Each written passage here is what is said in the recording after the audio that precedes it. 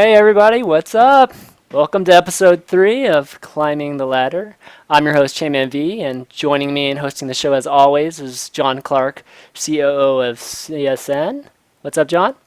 Hey, how are you guys? And also Ben, Mr. Bitter Nickel, NSL caster extraordinaire.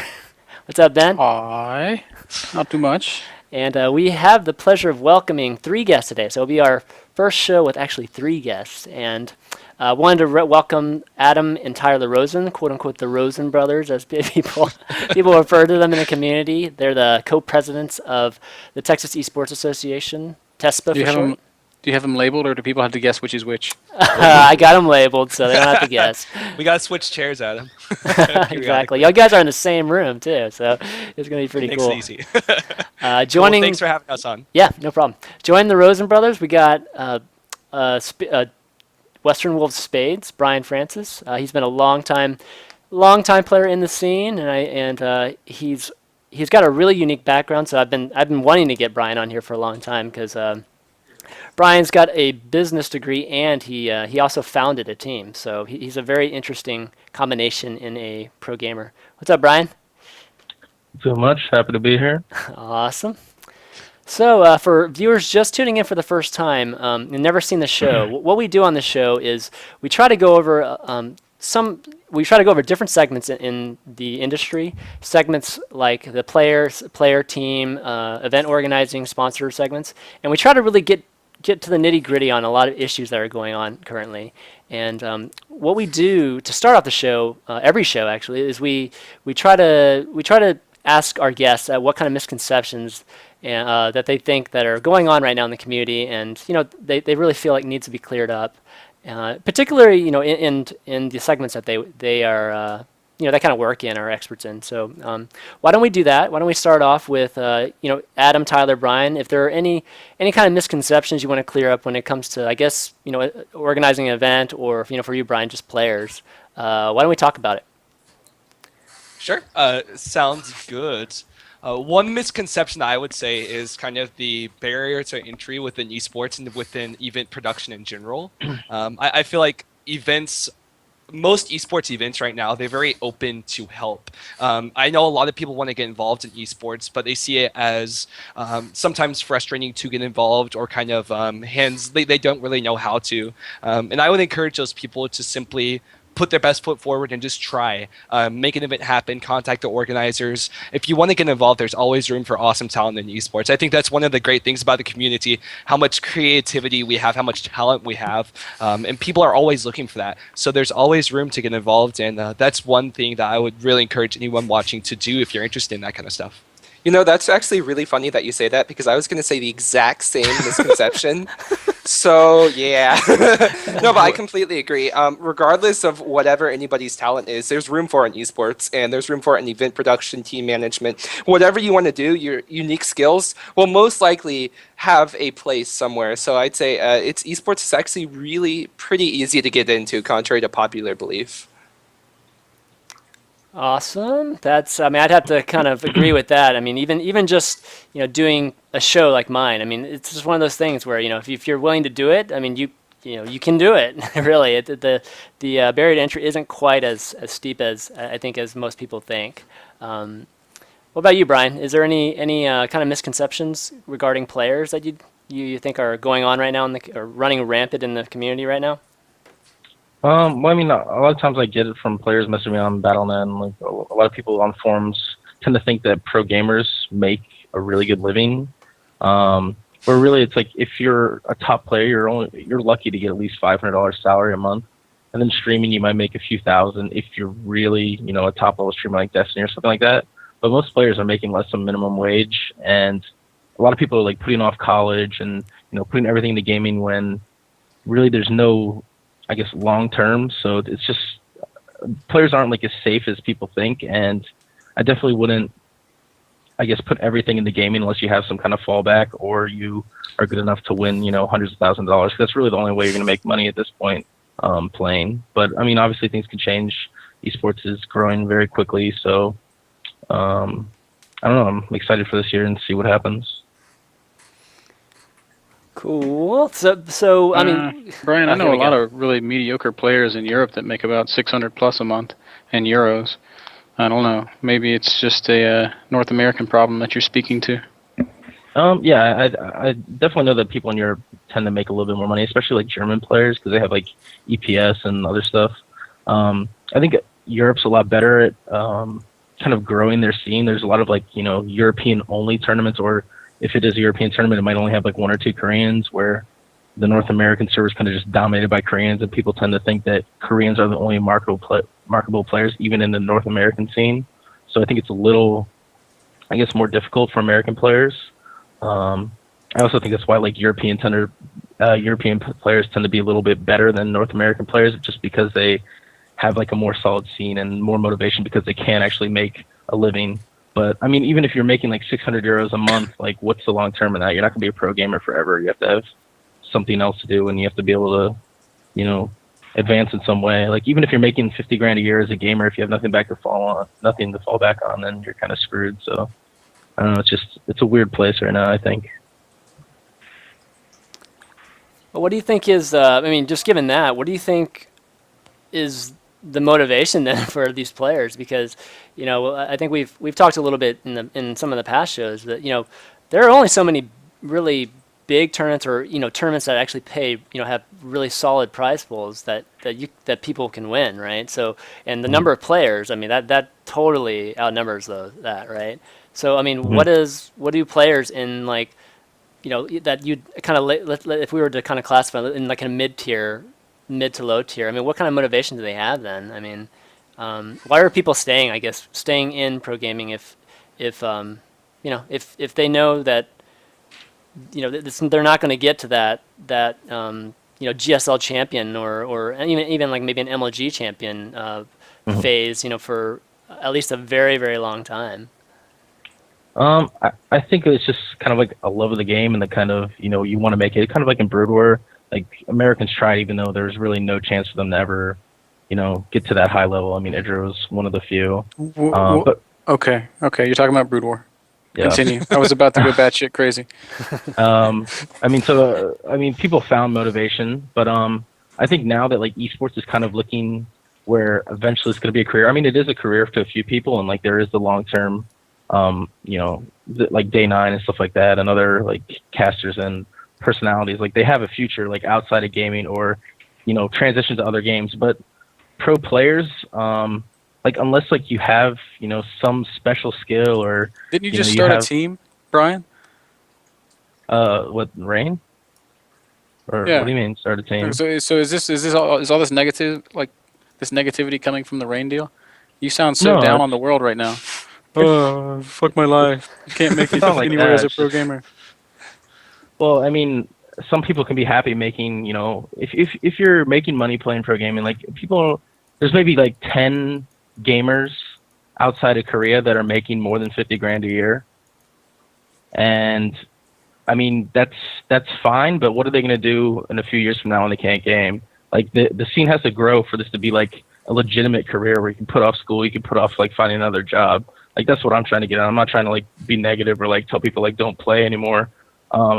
I'm just saying like people have to like find their niche, like and become like a personality, promote themselves, and the scene just has to continue to grow for people to have like a legitimate career in gaming. Do you think that would require then people have to accept that they may not be pro gamers, and if they want Yeah, to of continue course. playing, they need to lend a hand where they can, and ultimately, I'd love to see as many people playing as possible, to knowing still that there's only going to be 1% that actually make it to that status of pro gamer. But the more people that are playing, the more people that are involved in the community, the more it grows. And then the more it grows, hopefully that 1% can change into 2% and maybe into 3%. I can't ever see it getting any higher than, a certain percentage point, but I still think you have to have the people that grind it out every day just to do it, just to compete. I mean, I suck at most games, to be honest with you. I mean, I'm a slightly above average Quake player, but I've been playing it since '99, and I love playing it just because I love to compete. So I think that has a lot to do with it too. But I think the people do need to know, the players do need to know that you can't, right at this point, there's very few people that are making enough money to call it a living. Yeah. And I get so many young players telling me like, I'm putting off college to go pro and stuff like that. And we're really not in a place where it's a good decision to do that. I mean, if the majority of pro players are making 70 grand a year and things are still growing, then I'd say sure, take a year off and see where that takes you. But I mean, at this point, it's not really a safe decision unless you can find like that special niche where you can make money, kind of like Destiny and stuff like that. Or you just have to transition to the business side and start doing shows, being a caster, hosting events and stuff like that. But I mean, even then, those people are usually, coming out of pocket and they're not really making any money until they eventually make it. I don't think people like realize how hard it is to get to a point where you're comfortable living by just what you're doing in the game, whether it be, playing, casting, or whatever. To some extent, though, do you think that that's, I mean, obviously people playing that's an awesome thing, but even more so, it's to grow the industry, don't you think? I mean, when people participate, they're hoping that ultimately by doing so, the industry becomes profitable enough and sustainable enough for them to be able to make it a full-time career. And it's kind of that risk analysis at the beginning, since esports is still such a young industry, that potentially by putting in that effort along with everybody else who may not be the best, but still really enjoys it as a passion, they'll get the industry, they'll really pump it up to that level where it really is sustainable. Yeah, of course. I mean, the thing is like, okay, how should I put this? I feel like I mean, like if you look at like say ChanmanV, like he's hosting his shows, he's really getting in there, he's starting to grow, but I mean, he still has to have another job to support himself. I think there's too many people that are just trying to like throw everything into like what they're doing and not focusing on anything. Like they're forgoing school, they're forgoing like other jobs and everything like that, and they think they're gonna make it. And I mean, great if they make it, and we need people trying to make it, but they just have to understand that like you have to have something else to fall back on, or you have to have some way of supporting you, or like even then you can't even make it if you don't have another way of supporting you. Because I mean, like ChanmanV pays for everything out of his pocket. I mean, it's not like he has mass sponsorship of supporting all these shows. I mean, he pays all these players every week. He probably spends thousands of dollars, and people don't realize that, like people are putting that much into the game. Like they think that everyone's just they have their sponsors paying for everything, all the players are getting paid, everything's fine. But it's really not like that. It's all these people just putting all their time and money into trying to make something eventually, where they're just they're just digging that hole until they finally make it. And some people don't make it, some people do, and that's great. But I mean, obviously we need people doing that, but I think just people don't understand like that people are making that sacrifice to grow things, and I think a lot of people are underappreciated because of that. No, I absolutely agree with you there. Yeah. Yeah, I agree. I think there is right now a kind of a perception that there's, a ton of money in the esports industry and everybody's just rolling in the dough. But yeah, I agree. It's not really like that. But hopefully it won't be like that forever. Yeah, of course. All right. Why don't we kind of, well, I think why don't we kind of conclude the misconception portion of the show and kind of segue into the first topic that we have here today. I think the first thing we're going to maybe discuss is with you, Brian, and it's kind of a good lead-in. I kind of wanted to get a sense of just the whole Team Rain experience for you, given that you started the team, and well, why don't you actually explain kind of just the whole story? Okay. I want to say it was MLG Columbus that it all happened. Is that right, Ben? Yeah, I think so. Okay. It was the one after Dallas. Okay. At MLG Columbus, my contract was running up with VT, and I was going to go to another team, but Grant and Frank sat down with me. Actually, Grant sat down with me, who was the co-owner with Frank of VT at the time, and he sat down. He says, what can we do? Like they wanted to keep me. They wanted to keep growing the brand. So, I mean, we all sat down and somehow came up with the idea of Team Rain. Obviously, it wasn't called Team Rain at the time, but we planned to basically make a team that's focused 100% on professional gaming instead of being like a community team, kind of how VT was. So after we talked about it, we brought Frank in. We talked about it some more. And then kind of within like a few hours, we kind of meshed everything together. And that's kind of when we told VT. And I mean, there was some drama, obviously. But I mean, from there, it was just kind of, we were working on how to make it viable because we knew we wanted to have a team house, because I guess that's kind of the next step to become a professional team, is get a team house, get everyone kind of focused and motivated to the same goal. So for a few months we worked, and we finally got a deal with IGN as well as Razer and get the house set up. And then some players moved in. We only had 4 players. It's me, Artist, Teddy, and Gix. And it didn't really go as how we planned. Everyone had weird sleeping schedules. No one really practiced together. And we just weren't really doing what we planned to do. I mean, we were supposed to be, providing content, casting our games every day, having set practice schedules where we kind of interacted with all the viewers and everything like that. Have other pro teams come visit us, and we ended up not really doing any of that. Who was managing like the whole thing at that point? It was Dawn. Dawn took over managing it. Dawn and Frank. She came on board like a month before we got the house, maybe 2 months, I think. But she was kind of managing the team, but we really didn't have any organization at all. We weren't doing anything we were supposed to be doing. So when I went home for winter break, I decided I didn't want to be a part of it anymore. And then shortly after, I guess Rain went under, and here I am now. Right. So at what point was I know, at some point there was a handoff, right? From you original folks that started the team. And was it once you got the sponsors, or is that kind of when it happened? Well, I think there was a point where Grant and Frank had kind of differing opinions, and Grant decided to leave. We're also working with Alexis Sissette, who is I believe he's the owner of Type 2 Gaming. I think it's Type 2. I don't know, Type something. But he actually left to go make Type, and then we almost kind of just scrapped the whole thing at that point because there was like so much drama going in like with how things need to be ran and everything like that. But we went through with it, and I don't know, it turned out not as we planned, so it was unfortunate. Right. Yeah. I mean, the main reason, obviously, it's this is not like a happy ending story, right? That we're talking about here. Yeah. But like the main reason I wanted to bring it up and have you, talk about it is kind of, really so that everybody watching can really get a sense of how easy was it to start a team, right? And secondly, what are the things that you would have done differently if you if you were to look back on it, or what are the things that you think should have been done differently to really have a sustainable team and a successful team, as as a player, as a person that obviously was one of the founders, I guess, of the team. I believe it was a mistake probably to cut most of VT.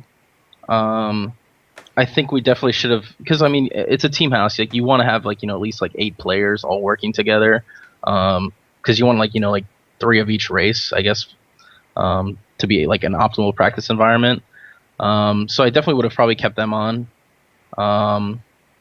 And besides that, I mean, a lot of people don't understand. It's like if someone sponsors you, it's not like you call them up and then say like, I have this many viewers, and then they'll sponsor you. Like you have to do things for your sponsor. It's not just I have your logo on my overlay. Like they expect you to like promote them every chance possible. Like throw events for them, do interviews, shoots, all sorts of stuff. So I mean, no sponsorship is free, and like the bigger sponsor it is, the more you have to do for it.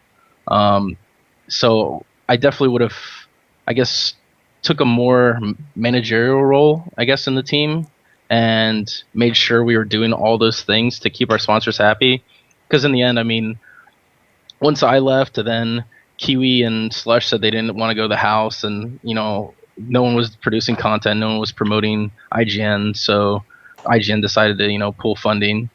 So that's why Rain went under in the end. So I mean, that's what I would have changed, just like had more players in the house and made sure that we were doing everything possible to make our sponsors happy, because I mean, sponsors is so hard to come by. You should do everything you possibly can to keep your sponsor, to make them happy. I see. With the consideration of having, I mean, I know y'all's initial objective was to have a like full out, serious gaming team, right? Just all about pro gaming. I know Ben was on VT, right? What like, is there be any considerations of like including him on that? Like if you were to think about it again, or Ben, I don't even know. I mean, I don't even know exactly what happened with that, but I know Ben left. Obviously, when VT went down, Ben, you pretty much, you didn't like get on another team or anything like that, right? And I'm not sure how that lined up with your casting career and your that, But I think it would have been interesting to see Ben on Team Rain actually, and I think if Ben's career would have laid out the same way it is right now, wouldn't it be beneficial to Team Rain? Yeah, I mean, it would have made perfect sense to have him in the house, especially with how big of a caster he's become. I mean, he could have basically done the same thing he did at ESL for IGN.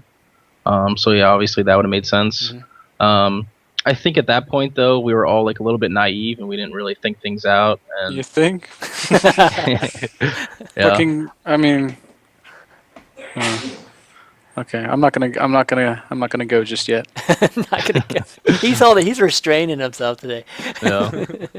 Ben was like the voice of the people at our original meeting, because everyone was just like silent. They didn't know what was happening. This is the biggest fucking joke I've ever been involved in my life. The management there was it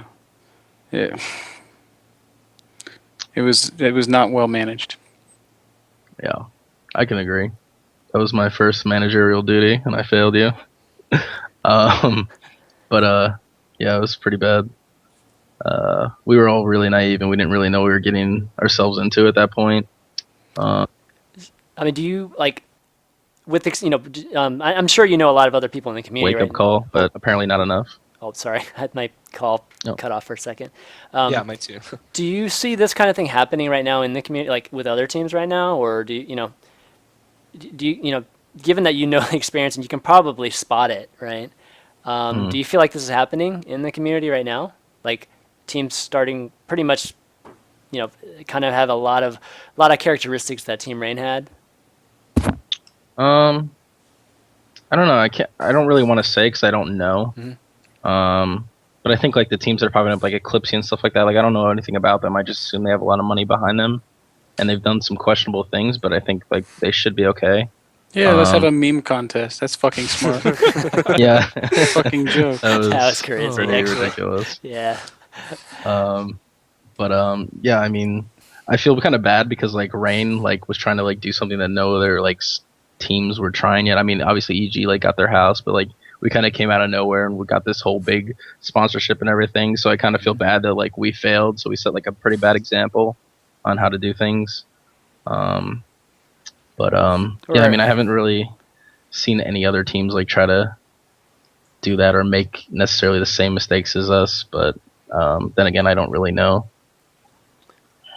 Okay. Well, I mean, anybody want to chime in or Ben? I know you've been holding back, so. He's got his arms crossed, just looking all angry. I'm ready. No, I mean I like Brian, but that whole thing was just a fucking fiasco from the beginning. Yeah. The way that, I mean, I don't know who was pulling all the strings, but the way that for the last 2 times we've had shows, like I've come on here and I've always ranted about how there has to be accountability in management. Management has to be the one pushing players, and management has to be the one taking responsibility, and management has to be the one developing their product, right? Because at the end of the day, what is a team? A team is selling something. They're selling these players, and that's how they make their money. Management on Rain, as far as I could tell, was as far as I could tell was just trying to make money. I mean, I had guys coming to me asking me to do free work. I was like, well, you're on our team, so do free work for me. And I was like, I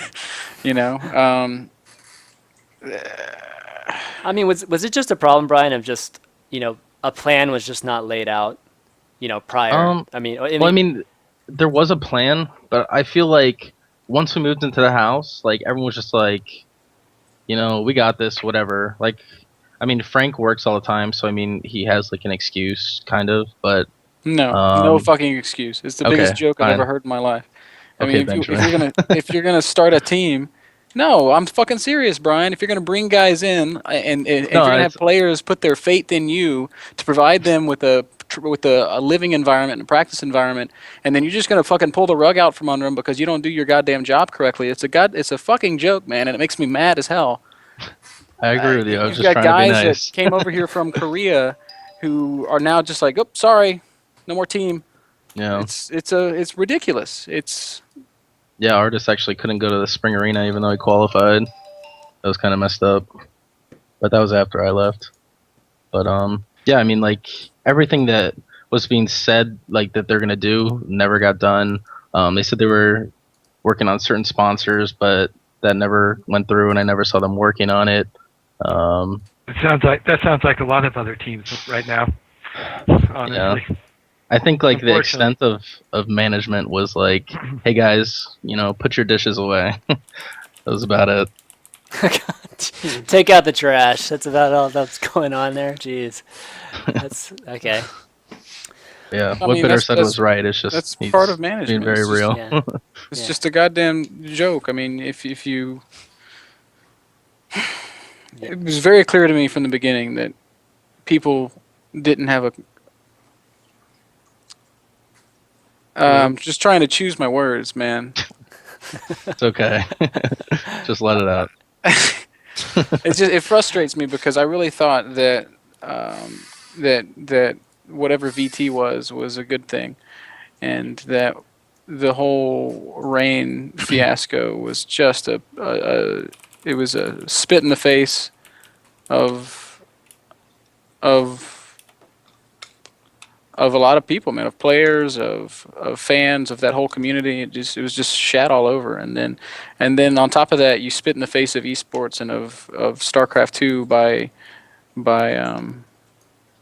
putting players in a certain setting and then not holding any sort of standard for them or for yourself, and the whole thing makes me very angry. Yeah. Okay, let's let's switch topics. We're gonna go one more with you, wWSpades, before we get to the Rosen brothers. right. How about I know recently, I talked to you. Recently you joined a team, the Western Wolves, right? Yep. New team. Kind of wanted to get your just a sense of the whole experience with, because you remained teamless for quite a bit, and I know Yeah. guys like Slush right now. Paul, Mhm. right, is out there, is kind of experiencing that same thing where he's just looking for a team, and he's a really good player, and Yeah. absolutely should be on a team. Kind of talk me through that, like just offers and like offer structures and what you were looking for and what ended up why you ended up choosing Western Wolves. Okay. Well, I mean, when I first met Left Rain, there was quite a bit of drama involved because I guess in their IGN video they decided to like shit talk me and make up a bunch of nonsense that's like completely opposite of the truth. So I just kind of like laid low for a while. But then I started laddering again, and I guess like finally sitting down and focusing, I became, I guess, a little bit better a player. So it's like rank 1 on GM, and then I was getting pretty much offers every single day from teams. I was talking with quite a few big teams, but everything was just kind of like the same offer, so I didn't really know what I was going to do, and I didn't really know if, StarCraft was necessarily my decision, like, to continue. So I waited for a while, and then I started talking to the Western Wolves guys, and they were kind of like on the same page with what I wanted to do, and they were prepared to support me even should I choose to like go Korea or European events and stuff like that. So yeah, in the end I chose them, and I'm really happy with it. They've been supporting me. I'm in constant contact with them. They're very professional. It's definitely a change that I'm very happy with. But yeah, I mean, it's difficult to find a team that I guess will send you places and to do things for you. And a lot of players are asking me every day, like, how do you join a team? Like, what do you do? It's like you really just have to play cups and do well on ladder. If you don't win any small cups or anything like that, no one's ever gonna talk to you and want to get you on their team or want to send you to events. It's actually pretty hard to find a team that will pay you a salary and to send you events right now. And So it's usually I don't know, either or right now. no, it's just if you're lucky, you'll get sent to an event, and if you're good enough, they'll offer you a salary, but it usually will be almost nothing. And a lot of times, if you get offered to events, they'll say like, "I'll send you to one MLG, and then we'll see how it goes from there." But I mean, a lot of players looking for teams, it's like you can't really expect that much unless you have either some kind of personality in the scene which is marketable, like Destiny or something like that. Even though he's never won a big tournament, like he gets sent everywhere. He's gone to Korea just because, like, he can represent the team well. So either you have to be able to win big tournaments or be able to represent your sponsors and the team. So it's pretty difficult, but if you just work on it, eventually you'll get some offers, and that's basically what I did. All right. Anybody want to chime in? I was just going to ask, do you feel like this has been a good opportunity for you? Like this can get you to that point where the results will start to show for you, and it will pay off as far as what they can provide for you? Yeah, I mean, they've offered, to send me to a European training house if I want, or, support me in Korea if I want to go train there. But I mean, besides that, they've made it extremely easy on me. Like, they're constantly like helping me update my stream, doing like interviews and stuff like that. So like I am getting my name out there to that extent, but also I don't have to do a lot of work on my own end, so I can just focus on playing and practicing. So I mean, it's really convenient for me, and the guys are great. So I'm happy with it. Good. And this is something that you're going to do full time then? I mean, yeah, I'll be playing full time right now. Because I think Ben's been saying this would be the third week now in a row, and so Right. And even teams and organizations, anyone doing anything in esports is going to put time and effort into it with the intention of making it, part of their career, part of what they want to do long term. You have to put 100% into it.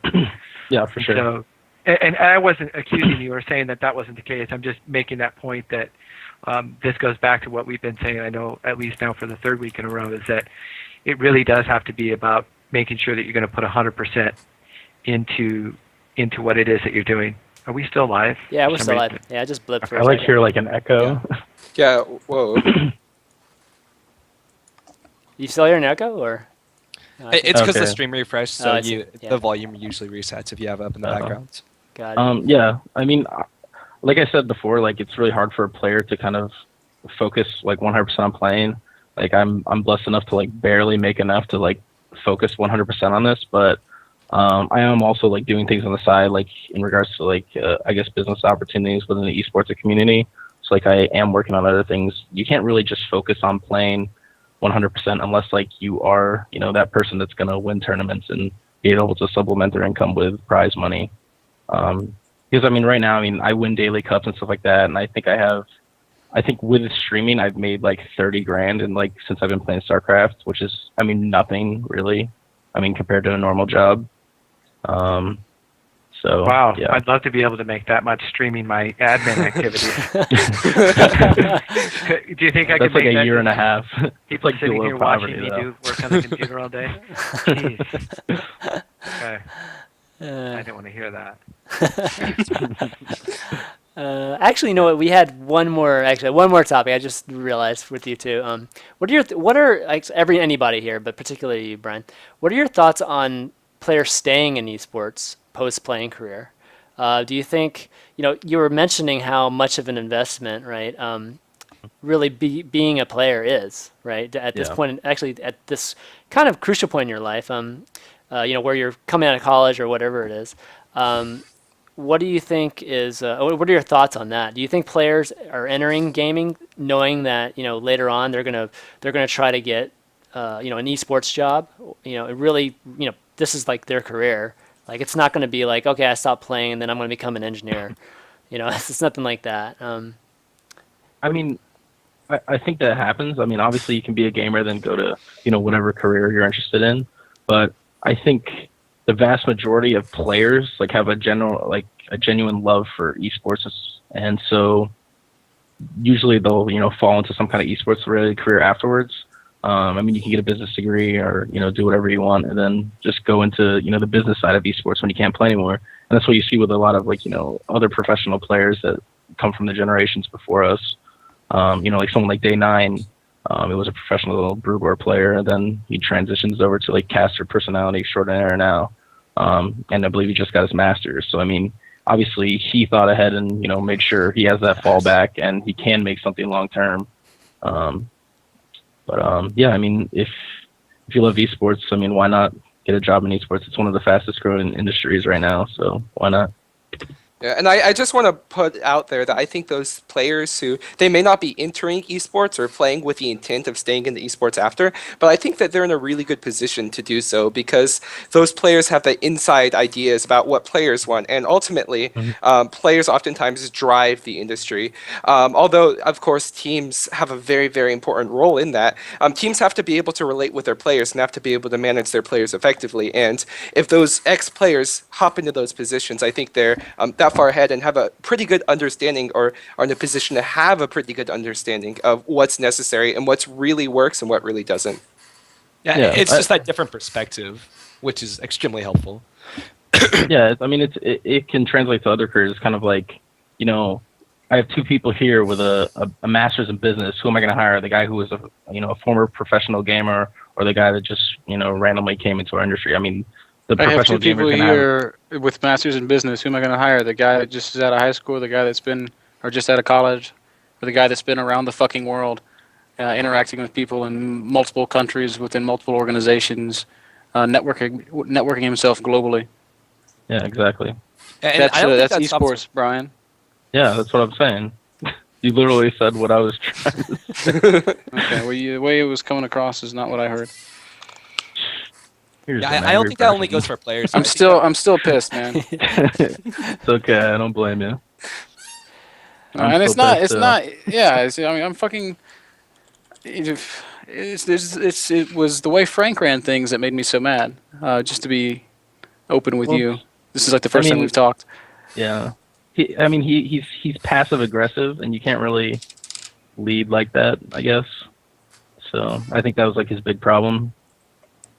But yeah, I mean, obviously there's more, but people don't want to hear about that stuff. Yeah. No, I know. But it was really damaging when something like that happens. It's damaging to the entire scene. It is. Yeah. Because if I approach a sponsor now and say, "Hey, look at this thing that I'm working on," they're like, "Well, I don't know. We heard about this other thing that's exactly what you're describing, and it just didn't go well. So we're going to stay away." So Yeah. it's Yep, absolutely. one step forward, Yeah. two steps back. Yeah, if we could do it all over again, it'd be completely different, but unfortunately that's not how the world works. Okay, why don't we? Sorry. I'll leave it. No more It's negativity okay. here. No, I mean, Until somebody says that's something stupid. that's the point of the Somebody show is to send- clear out send a lot better of some, stuff. like, cute cat pictures or something to cheer him up. Sorry.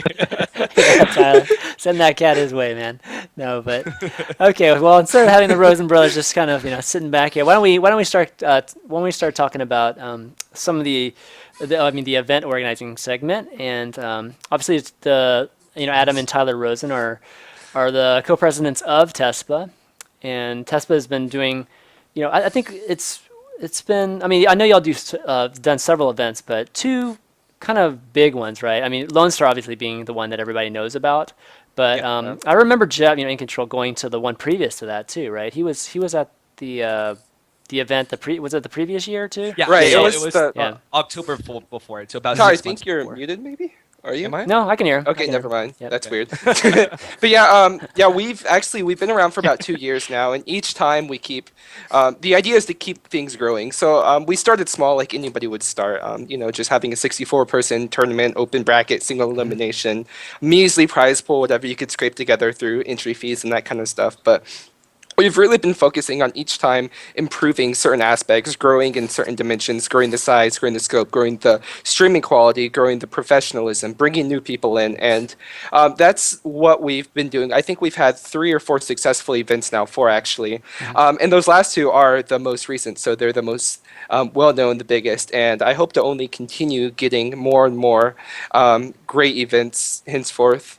Yeah, I mean, Yeah. one of the, it's really great having you guys on, and really I don't want to say the reason I'm having you guys on, but it made most sense to have you guys on right now, because last show we had the pleasure of checking out your proposal and kind of having everybody, kind of see what the paradigm for proposals really are, what really is for an event. And I thought it, made most sense to have you guys on and really talk about just, given that Lone Star Clash was so successful. I mean, that week it beat out the Red Bull event, with Day 9 and all those guys, and and it's kind of this like, this kind of underdog story, right? I mean, you can say, and it's, particularly with the, you guys being students, you guys, having this, very successful, successful event broadcast and everything that kind of wanted to get a sense, this kind of leads back to, I guess, what you were talking about misconceptions is that, you can pretty much pull off like a great event that, can get 40,000, concurrent viewers. Can I kind of talk about like, Yeah. just did you guys envision it being quite as big as that, or even in your like grandest imagine? Well, When I don't know if we envisioned it being that big. We had big visions. We had ideas for what we wanted to do and what we wanted to accomplish. But obviously, at the beginning, it's really hard to visualize what form that will take. But I think it's really good justification of what we were saying earlier, and that if you put 100% in something and you go at it at your fullest, it doesn't really matter necessarily the experiences that you've had before. If you're really dedicated and really committed enough to make it happen. But yeah, at the beginning, we knew that we wanted it to be big, but the idea that it actually could become that big was kind of it was a shot in the dark. it's kind of that dream that you have, right? You're like, oh yeah, Tespel will be big. We'll have 40,000 viewers. That's cool. Someday, right? But I think the lesson we learned is as long as we always look forwards. And I mean, the one rule we kind of set for ourselves when we started this, we didn't want to have any limits. We didn't want to say, oh no, that's too crazy. We can't do that. Have no limits to what we can accomplish. But with that said, we have to iterate, we have to take things slowly and really learn as we go. Learn from our mistakes and really keep pushing ourselves further. So it's been a really unique experience for us and really rewarding to be able to see an organization grow from nothing to what we accomplished at the Lone Star Clash, because I think it really personifies what's possible when you have a group of people who may not be skilled in the areas of event production, but as long as you're willing to put in the effort, willing to learn the hard lessons and really grow, both personally and as a group, then there really are no limits to what you can accomplish. So that was something pretty rewarding for myself, and I'm sure Adam, as well as most of the other leadership team that we had in place. But as far as the vision, I mean, I don't think you should define a vision by necessarily the ends, but really what you want to see, if that makes sense. Set no limits and just, I guess, push toward your passion. Follow that passion and don't really try to put the passion in a box. Don't say you want it to come out this way, because there's no telling how it will ultimately happen or what will be the end result of it. But with that said, if you're willing to work toward that and learn and grow, and there's twists along the ways, embrace those and really see what you can make of it. And I think what we've done with TESP and the Lone Star Clash really is a good example for that. And I hope it inspires others to really do the same. Take a look at what they have and say, how can we make this more than what we have? How can we continue following this vision or this passion?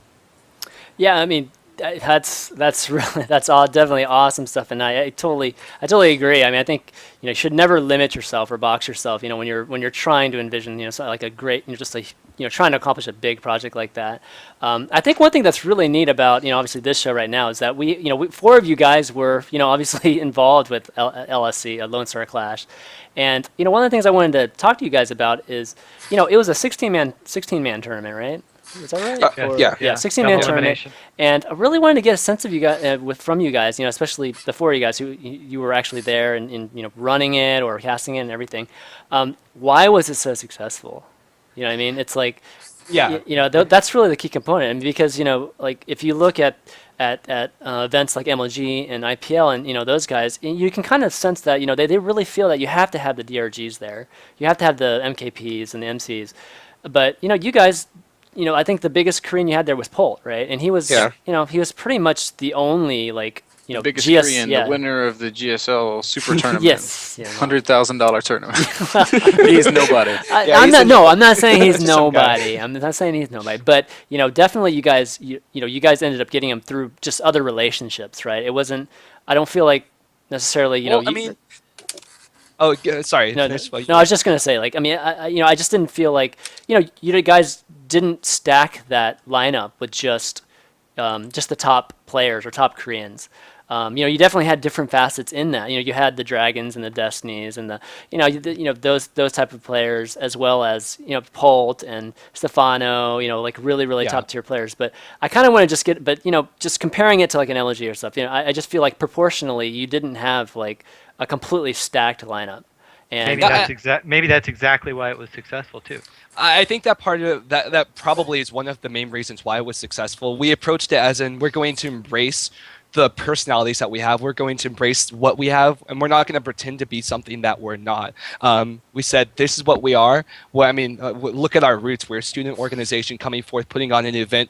Let's take time. We only have 16 players. Let's showcase those players. Let's bring them to their fans, and let's really show the world the experience. Let's show them the atmosphere rather than just the games. I think by really showcasing the atmosphere, what it's like to meet a Destiny or meet a Polt, and put them in situations that really allow them to interact with both the players in person, but because of that on the stream also, I think that's one of the reasons why it was so successful. Really, we had a unique set of people, and we looked at them as more than players. We said, let's really look at who these people are, and that adds another dimension to the tournament, which I think was really cool to be able to put on, and I hope people enjoyed it. And from what I've heard, it was a really refreshing thing to be able to see the players for who they were rather than just players. And because we embraced that, it drove a lot more competition, and the fans were invested that much more into it. Yeah, I agree. I think one of the things from our perspective, anyways, we're students. We've been doing tests by Tyler and I, but we haven't been too involved in the esports community before Lone Star Clash. So I think we had a kind of a refreshing perspective in that we've been to these other events and we've watched online events and we've been involved from a spectator perspective, but being able to see, analyze those and say, hey, what's lacking? What can we do to make this more than, an average event? What can we do to make it something different, make it something unique that people are really going to enjoy? What's lacking from other events that we can do? And that's something that we aim to do, was just to make it as well-rounded as possible. Obviously, we have the players, the games, but we also wanted to create a unique fan experience and bring in other elements I think are oftentimes forgotten or neglected, but people actually really, really do enjoy. Like cowboy hats? Like cowboy hats. Cowboy hats, right? Yeah, that looks good in a An cowboy amateur K-pop? hat. Oh man. Let's not talk about that. Now hold on a second. So I'm upstairs. I was upstairs working with the college teams at that point, trying to figure out the semifinals or something. And somebody says, you got to check out the stream. And so I didn't know this was happening. And I check out the stream, and there's K-pop going on. And at first I thought, oh my God, are you kidding me? Did this just happen? And then afterwards I thought of it, and I said, you know what? Just like what you guys just said about taking chances and having a vision, you're going to learn from them. We're all going to take chances that don't turn out the way we thought they were going to be. I actually, at the end of it, thought, you know what? That's exactly what made this event different than any other event. Whether it was good or not, it didn't matter. There was a shit ton of people talking about it. So it didn't matter whether it was good or not. There's a lot of people talking about it. They were talking about the cowboy hats and everything. And so when you guys say just doing different things to like bring a different environment to the fan, that's exactly, I think, what you guys did by those two things, regardless of whether they liked it or not. I thought at first, oh my God, and then I thought, nah, you know what? It is what it is. It's actually kind of funny. So There's so many. Oh, go ahead, Brian. No, sorry, I just did something stupid. I was going to say there's so many events that just focus on the tournament. So by embracing the little charms that you have, we're in Texas, why not be stereotypical all about cowboy hats, right? It's those little things that people really remember, I think. And that's part of the important part when you're trying to come up with a tournament. Really look at what you have and say, why not embrace this? Let's hyperbolize it, if that makes sense. No, it makes absolute sense. Well, the format itself was different. 16-player double elimination. I mean, there were a lot of different things that were done. There were a lot of things that were done that were just slightly different that piqued people's interest. Like, oh, I'm going to check this out. There was conversations like, why would they do a 16-person double elimination? Why not do group play and stuff? So all these little differences, the cowboy hats, the K-pop, everything. I think that all helped. You guys are missing the biggest thing. And that's just that the games are fucking awesome. You can bring in whatever players you want, but if the games are shit, you're gonna have a bad tournament. And for whatever reason, I don't know if it was the stars aligning or just everything being perfect. The games were incredible at Lone Star. The games were incredible. They were just every single player that played was so evenly matched with his opponent, and you just got freaking awesome games. Violet versus Polt. Oh, that was That was amazing. The That was base race so- on it was- on Cloud Kingdom. Are you kidding me? Sleep playing ZVP, where he just makes every unit in the book. What about And losing to How about in losing to control? Yeah, how about Jeff Yeah. beating Yeah. Sleep in the first round? That was awesome too. Yeah, I think one of the biggest things is that it was full of players that people cared about, Yeah. and like even the finals, like Stefano versus Pole, like everyone cared about that just because of their whole little rivalry going on. So I don't know, Yeah. I love that tournament. And the games with Stefano and Polt, they were just to this day, it's the most high level StarCraft I've ever seen. Like in terms of just constant action happening, it was just really, really, really incredibly good games. The management side was, especially for a student run event, it was so well done. Every player had a place to be, or a place to stay, I should say. The transportation was taken care of. Nobody went hungry. It was a comfortable place to be. Like it was. I mean, I've. I don't know why John's laughing, but I mean, I've worked. I really have. I have worked for every organization in the world except for GSL and IPL, and in terms of how easy it was for me to just be there and work and do my job, that was one of the most enjoyable tournaments to be a part of. So I mean. Everything about it came together. You guys did a hell of a job. I really appreciate that, Ben. I mean, the team we had working this event was absolutely incredible, and the credit all goes to them. They pulled off an amazing event, and everyone. I think it's because the passion. The generic, passion that was it's there. not me, it's them. No, I would, with the team we had, every person was so passionate about it that they were able to take it to another level. That it wasn't just, oh, I'm helping with this event. It's, oh, this is our event. This is when we're going to make our name for ourselves. This is when, no matter what it is, this detail is mine to own. And because I own it, it's going to be amazing. And I think we're able to apply that across the board. And that's part of what made it so special to be a part of. Well, technically, there were so many times in which it literally was one tweak away from something going very bad. But as I said on some other shows and stuff, I literally think from the very beginning, when myself and some of the other guys from CSM walked in and were like, okay, what's going on? It looked like we were miles away from being done. It literally from the very beginning, you could feel this passion that these people had to making this happen. And I've said this other times, and I've said it in forums and whatnot, is of all the events that I've been a part of in the last 10 years. This one literally was just driven off of passion to see this thing through and to see it be successful, no matter what, because there were so many people, I think, believing that it just wasn't going to be, and all of you guys were at times running around with your heads cut off, but with a direction, in a sense, because there was just so much to do, and you guys were fighting so hard, and the production guys, it was absolutely nuts. I know Mr. Bitter was sitting in either of the rooms that he was in. I know it was just like a little hot box because it was so hot there. But these guys, it was all good. We had a great time. It was that's really, right. The fans. It was a great event, and shit, you said something that reminded me of something else I wanted to say, and I lost it again. Oh, sorry. But I interrupted you, so go ahead. No, It'll come back to me. it's good. That's all I can say.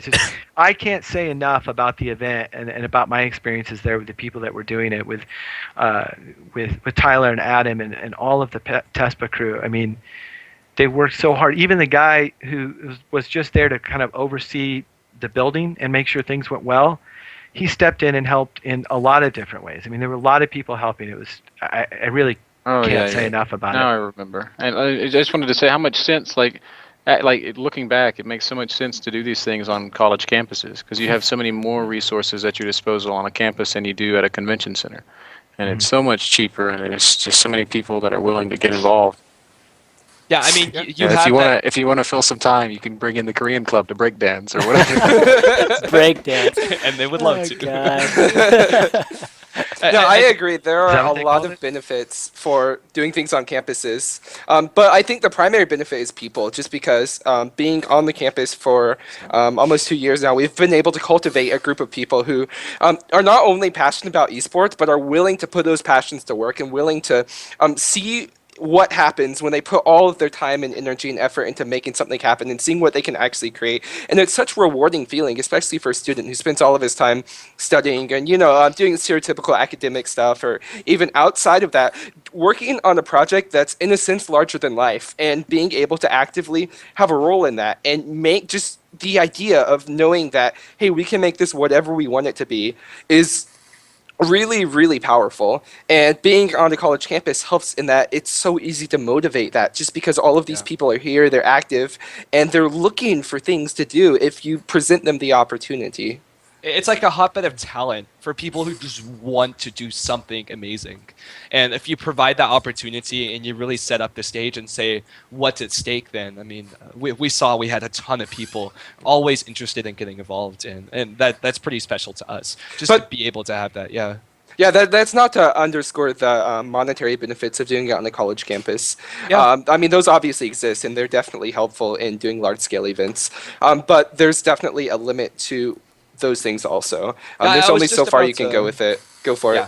I mean, I think it's different per campus. I mean, obviously, our university has some awesome venues, but at one point, and then a point probably very soon, you tend to outgrow those venues. And I'm sure it's different per campus just based on what's available. But there's a lot of requirements, and I guess just depending on your vision, there becomes a point where you have to make the choice to move away from that.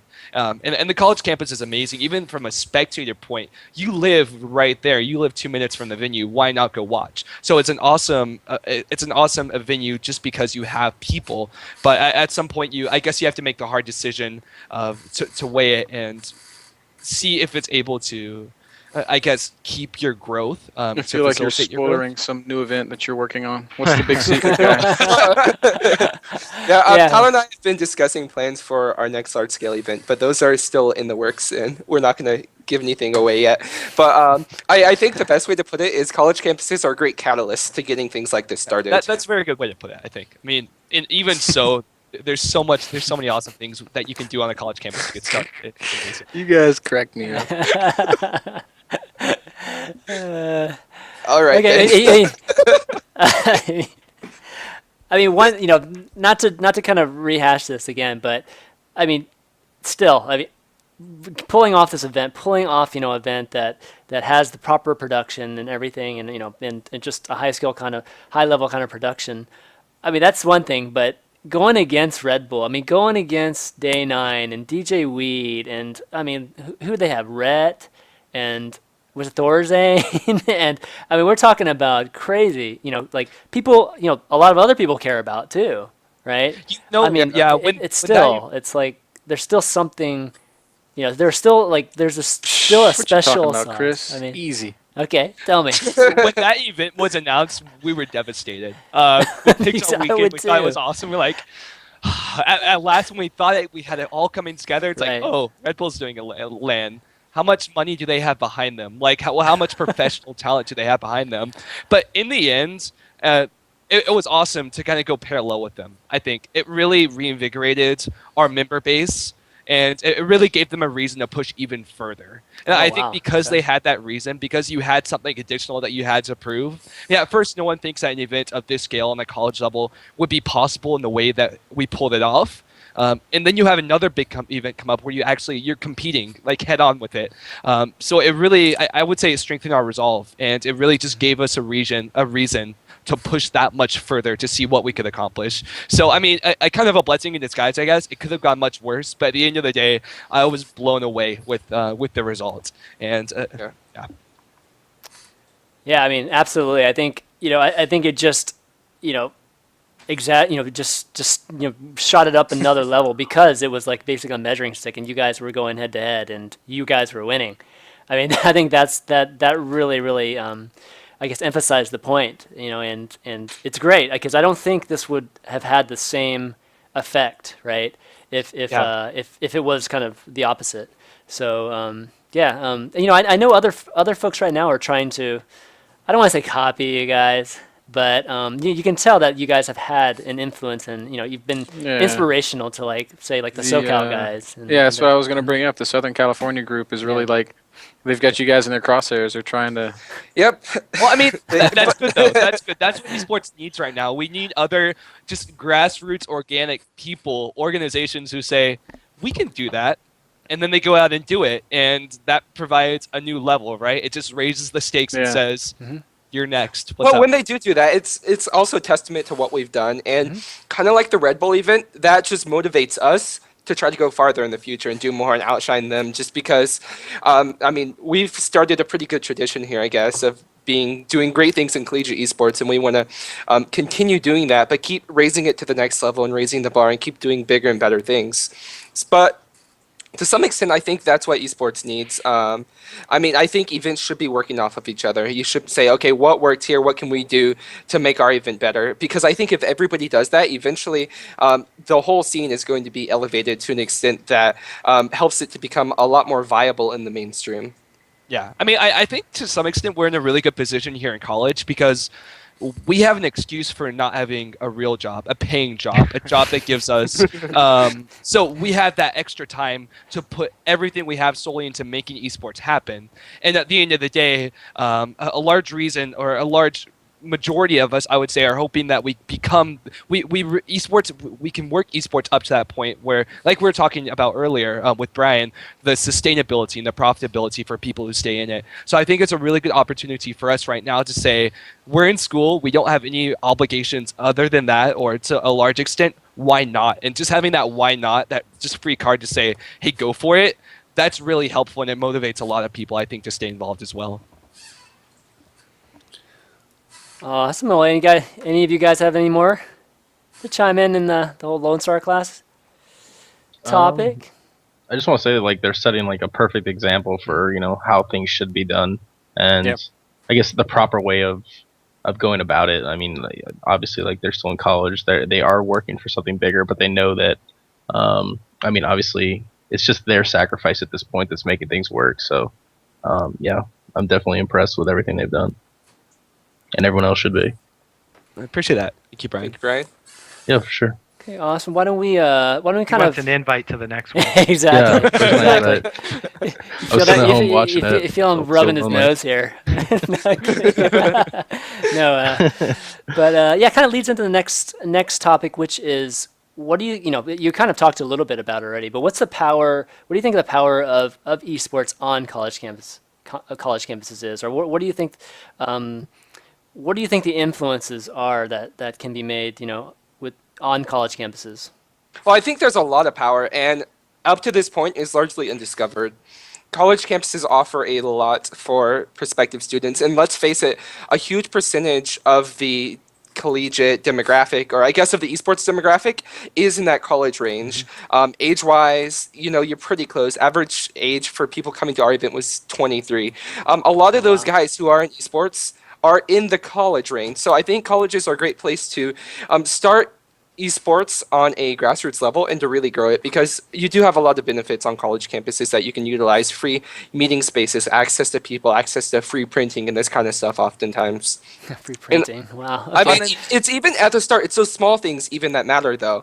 If you're just starting an organization and you have 5 or 10 people, you're trying to grow up to, 50 people, if you can print out free flyers, I mean, even those small things really help to motivate the grassroots. And any barrier that you can take away to make some sort of esports organization or group in your area on your campus, I think that's great, because any little thing you take away just helps in so much, because it all adds up.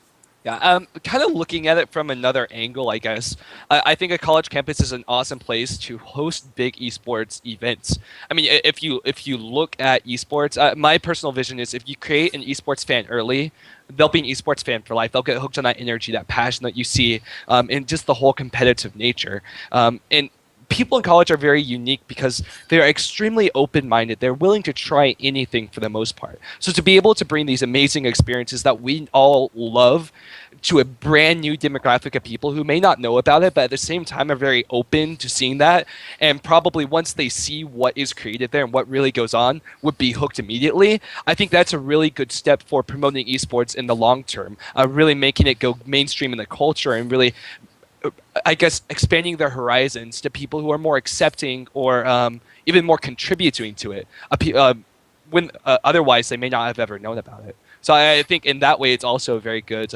It's a very good launching point.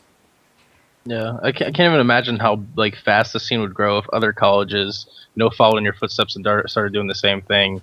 I mean, here at my University of Central Florida, which is like the local college here, I mean, we have such a huge, community of people, but we're not really doing anything with it. We've done a few like, classes. I think Mr. Bitter knows a little bit about that, but I mean, if other colleges were doing, huge things like you guys, I mean, even smaller scale, it would definitely help the scene grow. But I don't know. Hopefully, more people will follow suit.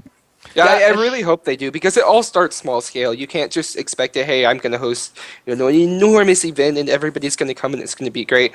I think it's important for people to realize that you can start small scale. You can have a 32-person bracket and of just your friends, because if you do these things and you do them successfully, word is going to spread. You're going to eventually get more and more people, and you can reach out to more and more people. And as you do that, it's that much easier to grow things and to do bigger things. And if that happens at every university around the wherever the United States, outside of the United States, if you can do that, then the grassroots base grows that much. And it can really spring up really quickly from there, I think.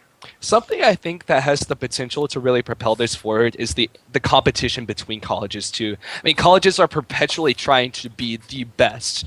UT wants to be better than A&M. There's rivalries that go all over the United States, all over the world. And I think this is just another aspect of it. I think as esports continues to grow, I mean, we saw CSL do the first esports scholarship very recently, which was awesome to see. And they've done amazing things for the industry and for the collegiate scene as well. But as groups continue to develop on these campuses, I think it becomes bragging rights for them. And it continues to motivate other campuses to do the exact same thing. Be it a really solid player, they're known for generating good teams, good players, be it for hosting events. I think there's a huge range of applicability that college rivalry would really plant the seed for, which is really exciting, because if, like you said, Brian, if other campuses really step up and say, we can do this, which they absolutely can, there's no reason why it can't take off to that next level. Well, when I preach about structure, that's exactly what I'm talking about, is that things like that. I mean, in all sports, it has to start somewhere at the bottom. You don't just start at the top. And so having these competitions among colleges, among even local high schools and things, that's really what feeds it. And it can grow much faster from the bottom up than it can from the top down, at least in my opinion. I mean, there's just so many more people working, so many better ideas. Like just that. I mean, not better ideas because it's bottom level. Better ideas because there's that many more people pushing to make it successful. So I think you're exactly right, John. Okay. Next thing I wanted to bring up is what's the future for TESPA? I know you brought up another big event, but besides more events, are there any other kind of plans for TESPA? Well, Yeah, I think Go for it. I think one of the most important things we can do at this point is we've learned very valuable lessons. I feel just creating the organization, going through different sets of structures. I mean, we're still iterating upon our process. We're iterating upon the way we structure our officer team. We're iterating upon the way we host meetings, the way we advertise. We've learned a lot of lessons that can be applied on a very broad level. So something we're looking to do to move forward from here is really solidify our influence to allow for, I guess, the creation of what we're all talking about and what we just described across the nation. So I believe we're currently in talks with 4 other universities right now across the state of Texas, and we're looking to form a statewide board for TESPA, expand to those throughout the coming year, and hopefully from there further out. But I think the most important thing we can do is really document our experiences, document the lessons we've learned, document how many computers can go into a single standard outlet, and give that information to other people, just make it widely available.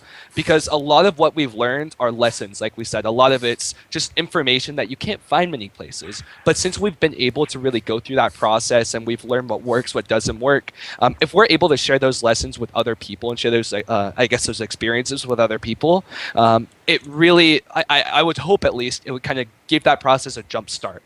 And it's not to say that what works for us will work for everyone, because colleges are they're so diverse all across the world. I'm sure what works for us will not work the same for anyone there will else, never be a standard like that, I don't think. But at the same time, those lessons that we do learn and at least the insight that we can offer to other groups are just a lending hand when they have questions. I think that's a very important step that we want to start working towards. So the future for TESPA is continue what we're doing on our campus in our community, do the events we host, but at the same time, really look at esports as a whole and ask how can we contribute to that? How can we make esports become this sustainable industry that we all want it to be so we can continue doing what we love? And the first step to that is really sharing what we know because we can. And see how that can help other people and hope that other mini TESPAs, what we've started, will pop up everywhere else, frankly. Yeah, so in the short term, our goal will be to essentially replicate this at other universities across the state and across the nation, because we feel that once we can do that, hopefully they can take off and start doing what we've done in their own local communities, and by doing so, create a community that's ripe with esports.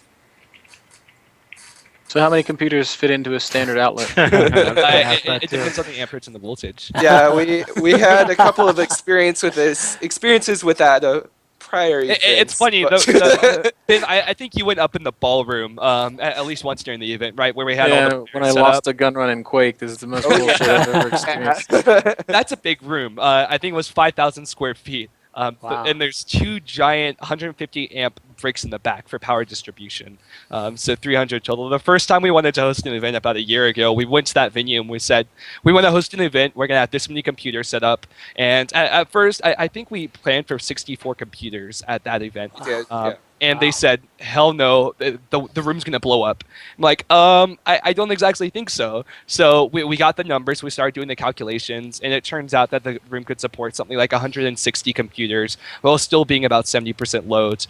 We gave those numbers to them, and they're like, we'll allow you to have 4 computers max, because we're very afraid that the room, something will go wrong, there'll be a fire, and it'll all be on us. So 16 was a no-go, 8 was a no-go, 4 we just barely convinced them to, and at that point you're like, it's a lot of what we've encountered at the university level is convincing other people that we know what we're talking about and that we can get the things done that we say we can get done. it's not to say it should be taken for granted, but at the same time, for organizations struggling, or any group for that matter, struggling to do something simply because there's a ton of barriers. Everywhere you go, there's institutional barriers, but that shouldn't be perceived as a barrier, just as a minor hurdle. I mean, present your numbers, present your case, and you're good to go.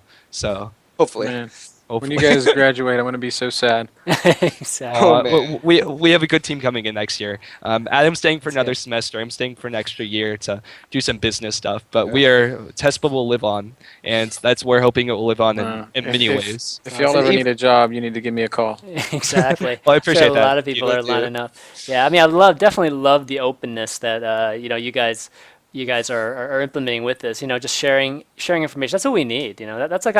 We need more of this type of stuff in our industry. Just sharing information, not necessarily competing so much. Because we're just in the infantile stage right now, where we all should be kind of working together to really blow this thing up. So And- lots of sharing And is it's, good. I don't.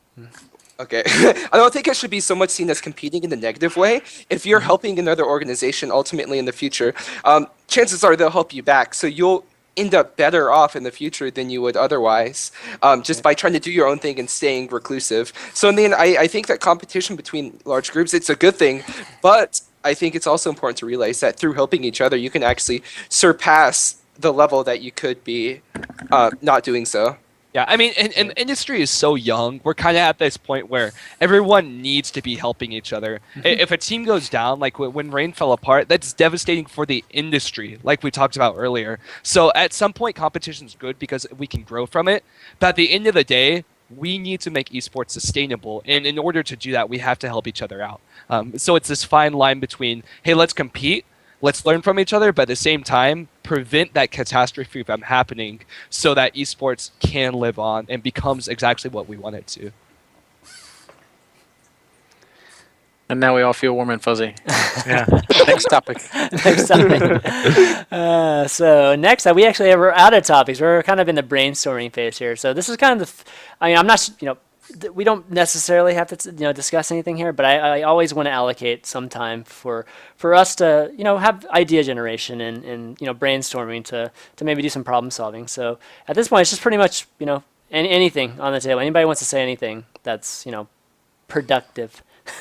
Then, Yeah, well, I just like to say that it's not necessarily brainstorming, but I want to give a push to anybody watching this who wants to make something happen but isn't really sure the way exactly to do that. Because if I think from what I found anyways, if you just give it a shot and you just jump in there, you're going to find the way if you try hard enough. If you just start meeting people, start trying things, make those connections, post whatever you can. But don't be afraid and don't stand back and do nothing. And I think that there's a perception currently that it's, you need a lot of funding to do anything, or you need to know people, you need to know marketing, or you need to know production. But I mean, none of those things are really true because these are skills that you can pick up. And I just wish that there's a lot of talent. I mean, reading Reddit, etc., Team Liquid, you see people wanting to make things but not knowing how to do it, and in the end not doing it because of that.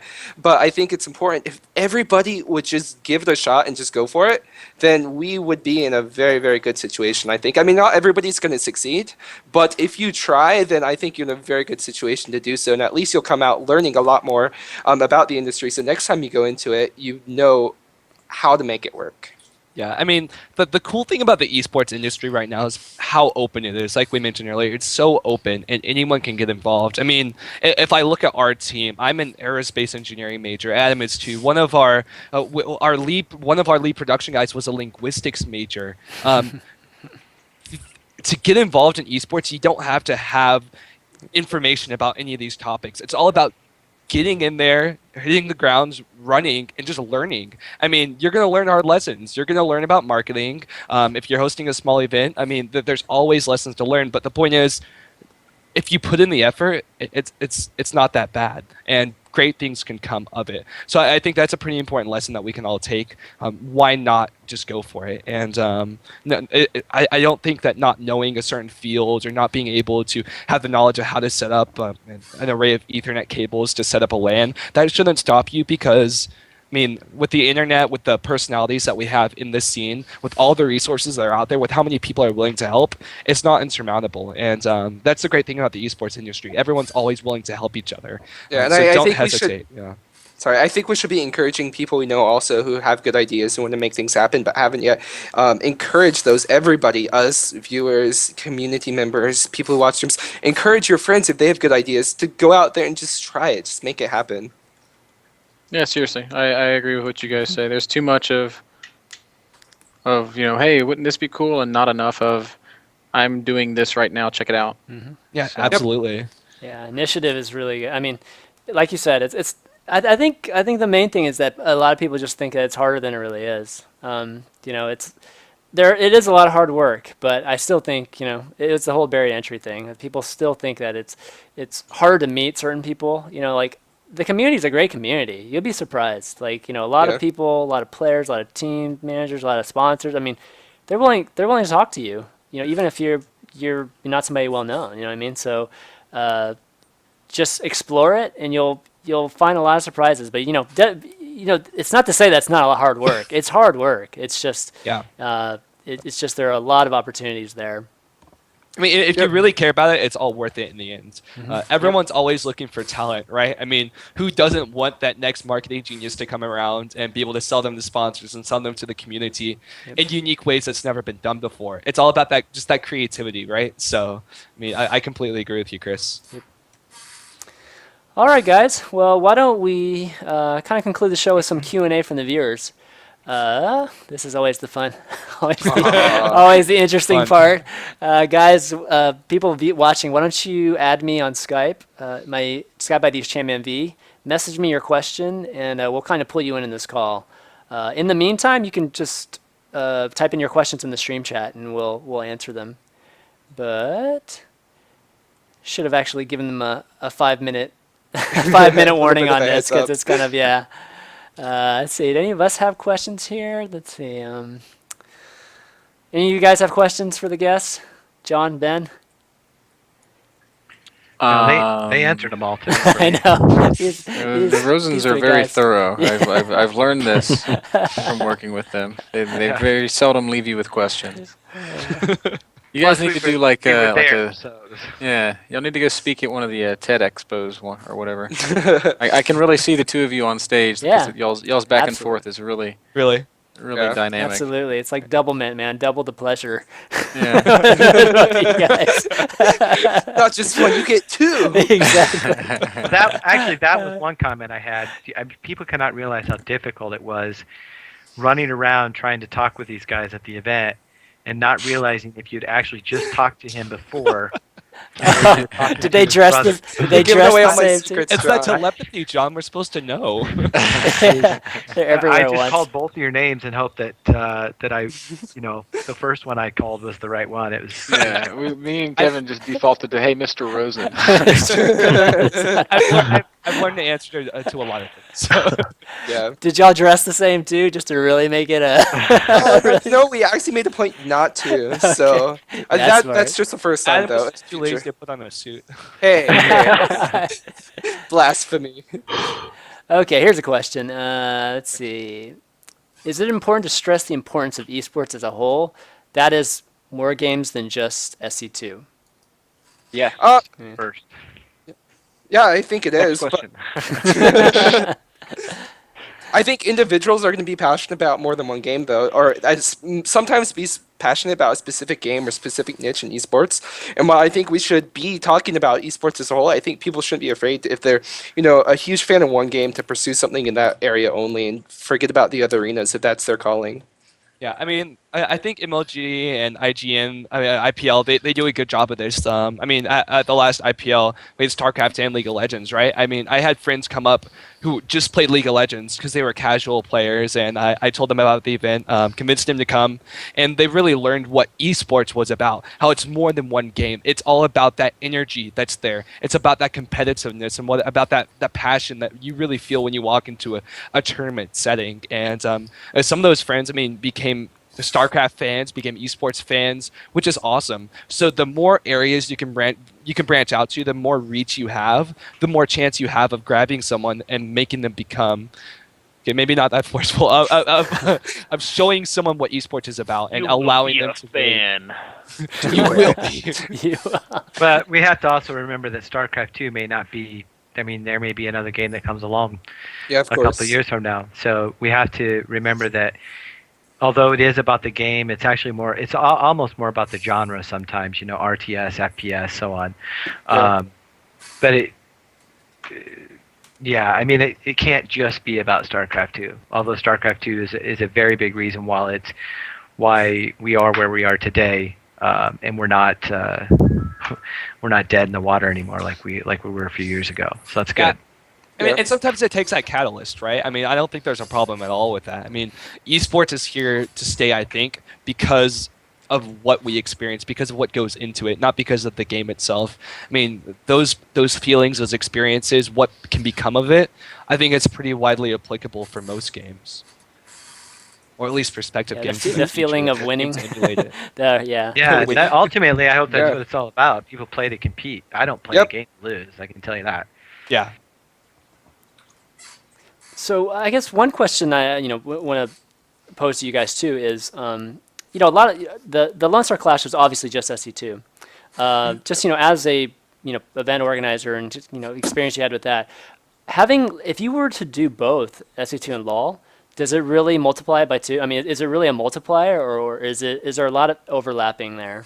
I mean, But do you mean the viewer-wise or what? No, I mean just from a From the production side? logistics and production standpoint. Multiplies it by like definitely 8. from yeah. Okay. Yeah, I would say so. And in fact, it may even be more than that because if you're holding a live event for one particular game, you can deal with a limited space. But sometimes, for example, you have StarCraft 2 and League of Legends in a specific venue, you're going to need a lot bigger venue. And prices for venue scaling isn't exactly linear that I found. So sometimes prices can be even more, but at other times, I guess there are savings because you don't have to repeat certain things during the logistics process or during the formulation process. So it's some of both, and I would suspect that it evens out, but that's simply speculation right now because I think it's always going to depend on, little specifics about what exactly it is you're doing. I mean, as far as production goes, absolutely. I mean, it absolutely for production. doubles, if not more. I mean, every organization has some equipment that they have, that they've acquired, that they bring to events and such. Once you multiply that for a new game or you add on 2 new games, you don't have that anymore. You're starting from scratch, so you have to bring in that much more new talent. You bring in those new supplies, that new talent, that new team, and you hope that it works just as good as your first one. And you need you need to find people who know what they're doing. Also, if you have a really dedicated team, but it's small, you have to train new people if you want to maintain that same level of quality that you're known for or that you're trying to achieve. Doing it in twice as much, or doing it with something else simultaneously with another game. Hey, you guys forget we ran a Quake Live event there. Free for all. That Mr. was Bitter a was disaster, doing well. man. That shit, Yeah. that shit almost fell through. Dude, a lot of people watched that though. I mean, I watched 18,000 it. people watched it. Exactly, I watched it.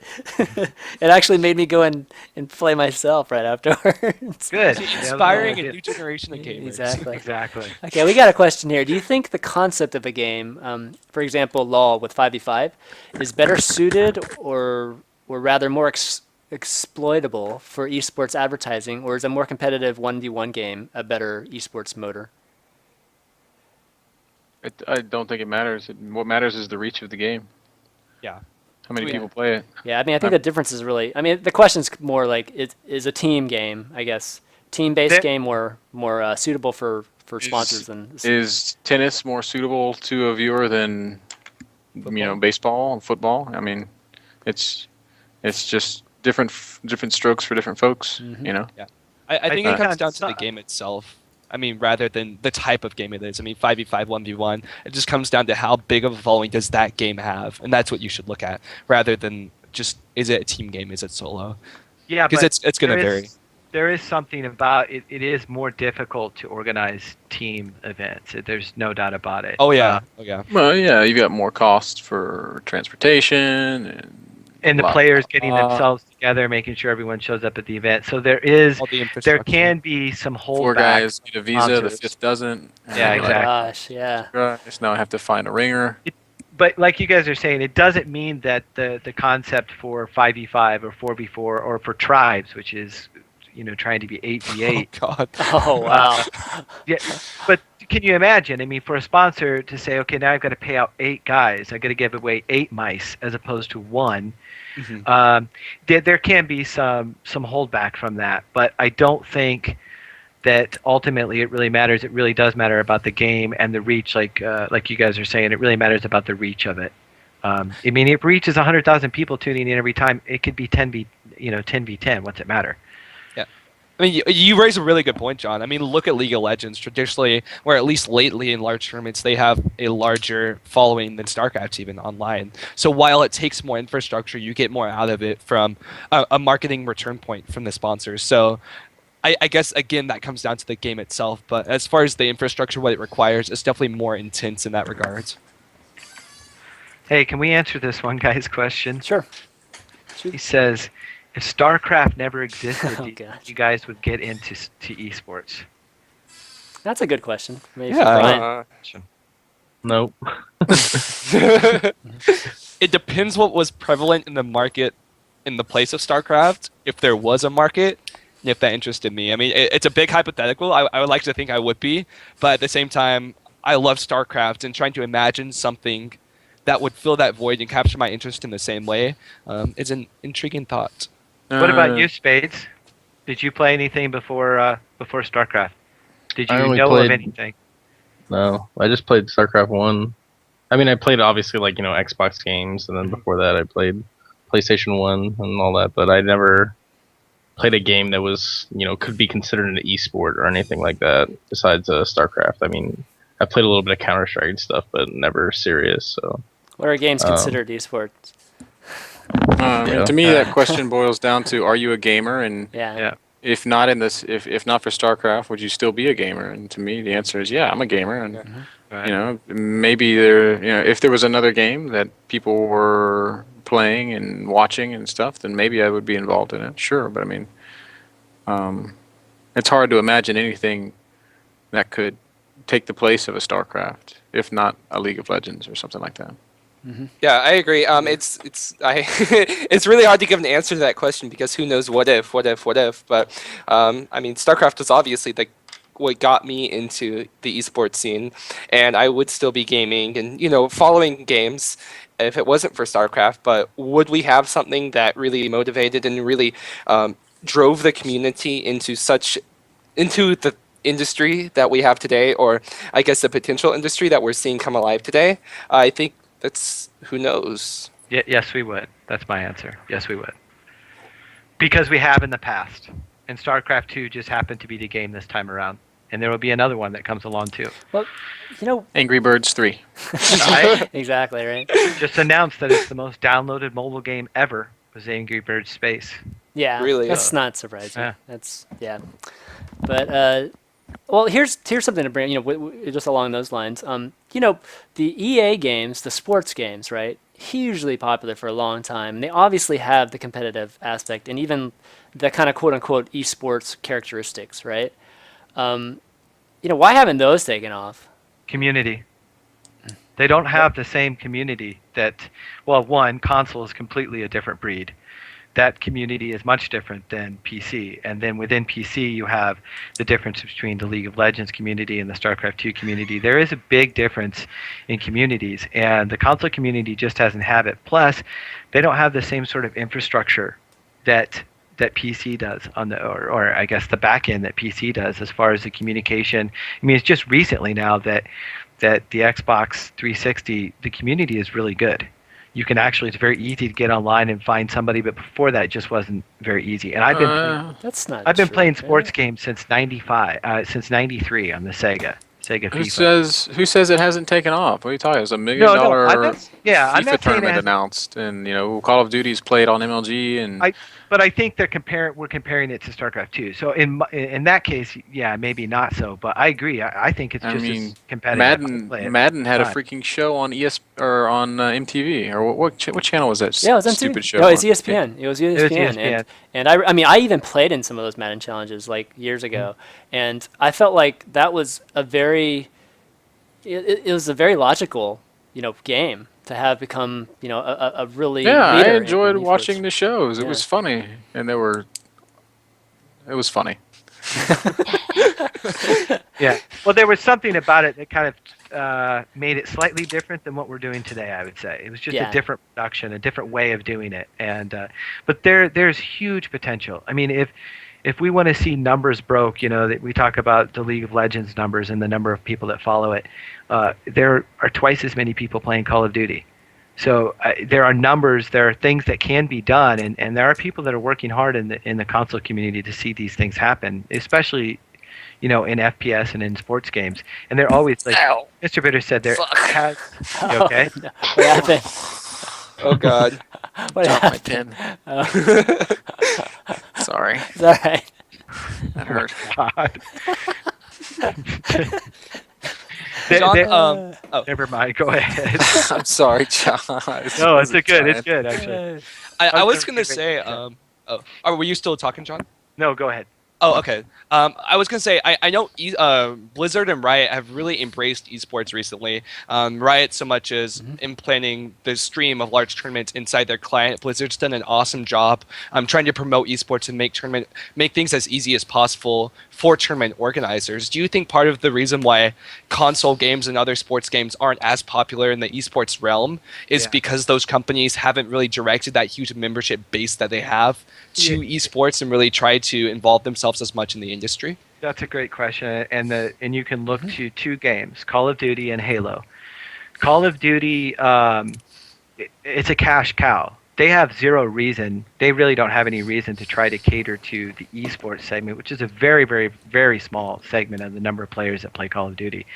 So they really don't have any reason to hold off developing a new game that they know is going to make millions of dollars just to put in, extra features for the esports community. They have no reason to. So their involvement in esports is very little.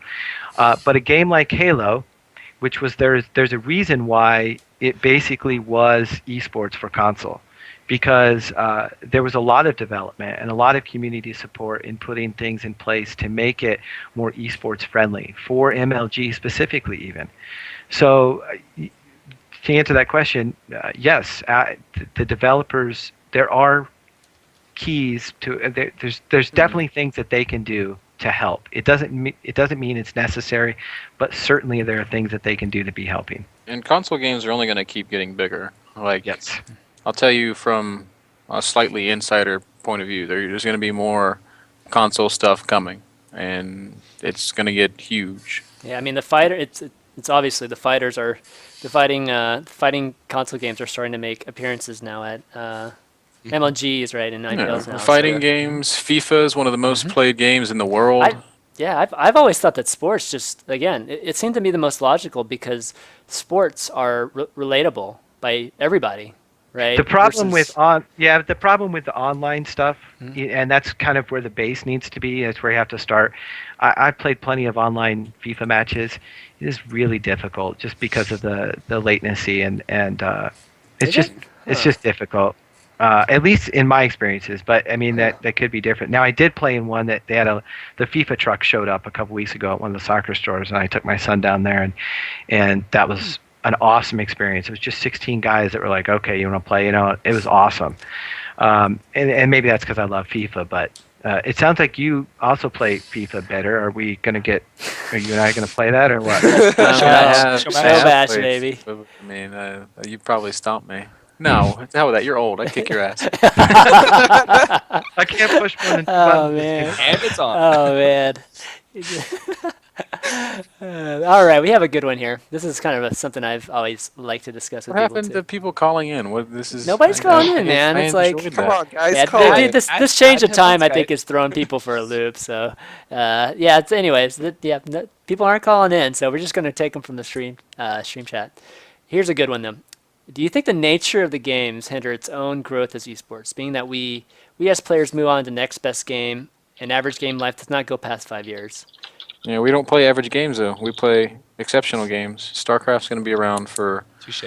As long as Quake. well, It- maybe. I mean, we hope so. Well, let's go back to World of Warcraft, which is maybe I'm performing blasphemy by mentioning World of Warcraft on a StarCraft show. It's not a StarCraft But, show. It's just like an esports show, man. Okay, well, on an esports show then. But I mean, when did WoW come out? WoW came out when I was in college. That was like 2003, Yeah. 10 years ago. Yeah, early Yep. 2000s. and it's still played, and it was on MLG for years, and it's there's still some WoW competition around the world. That's a long lifespan. Brood War, over 12 years. Yep. Halo came out when I was in high school. It's still played competitively. Granted, not Halo 1. So I mean, the average game might have a 5-year shelf life, but we don't play average games. We play games that are exceptional and that people like to watch. Well, I mean, it brings up a good point because, a lot of people have been talking about like League and how it's different than StarCraft 2 and how Riot's different than Blizzard, right? And one thing that comes up is revenue models, right? And yes, StarCraft, the title, will be around forever. That's going to be a mainstay title for Blizzard, just for 20 years, or 30, 40, whatever, 50 years. But that doesn't mean that the releases, that there's only going to be one release. I mean, every time we come out with the Heart of the Swarm, right, there's going to be some fragmentation, at least from for a little bit of time, right? Where in like a model like League and what I've heard Dota, Dota 2 with Valve, is that, it's going to be the same title, just moving on they're just going to be doing updates and adding to it versus like a complete new release. And it has a lot to do with their business model, right? Like the Riot business model has to do with in-game purchasing versus, Blizzard's revenue model right now is sales in accounts, right? So, you guys agree? I mean, I kind of think that's like the big difference right now. And I think, for StarCraft to really, continue, being that, taking that same step, just really moving in regards to esports. I mean, we really do just need that one release, kind of like what Brood Wars were, right? Brood Wars lasted forever, with, a lot of people would say cruddy graphics, and then, very. How about that, man? Brood War graphics are awesome. It was the best graphics when you played it. yeah, well, yeah. It's like GoldenEye. Yeah, Have it you was- tried Oh GoldenEye? God, GoldenEye, GoldenEye! Holy smokes! But yeah, GoldenEye was like real life, dude. What are you talking about? yeah. Yeah, go play it I Now used you're to now. reality. like, what was real You're life? like, what is this? What is this? Yeah, but so do you guys think that, if we want, StarCraft to be, I guess, even more successful in esports, that the revenue model has to change for Blizzard? I mean, I'm absolutely a fan of.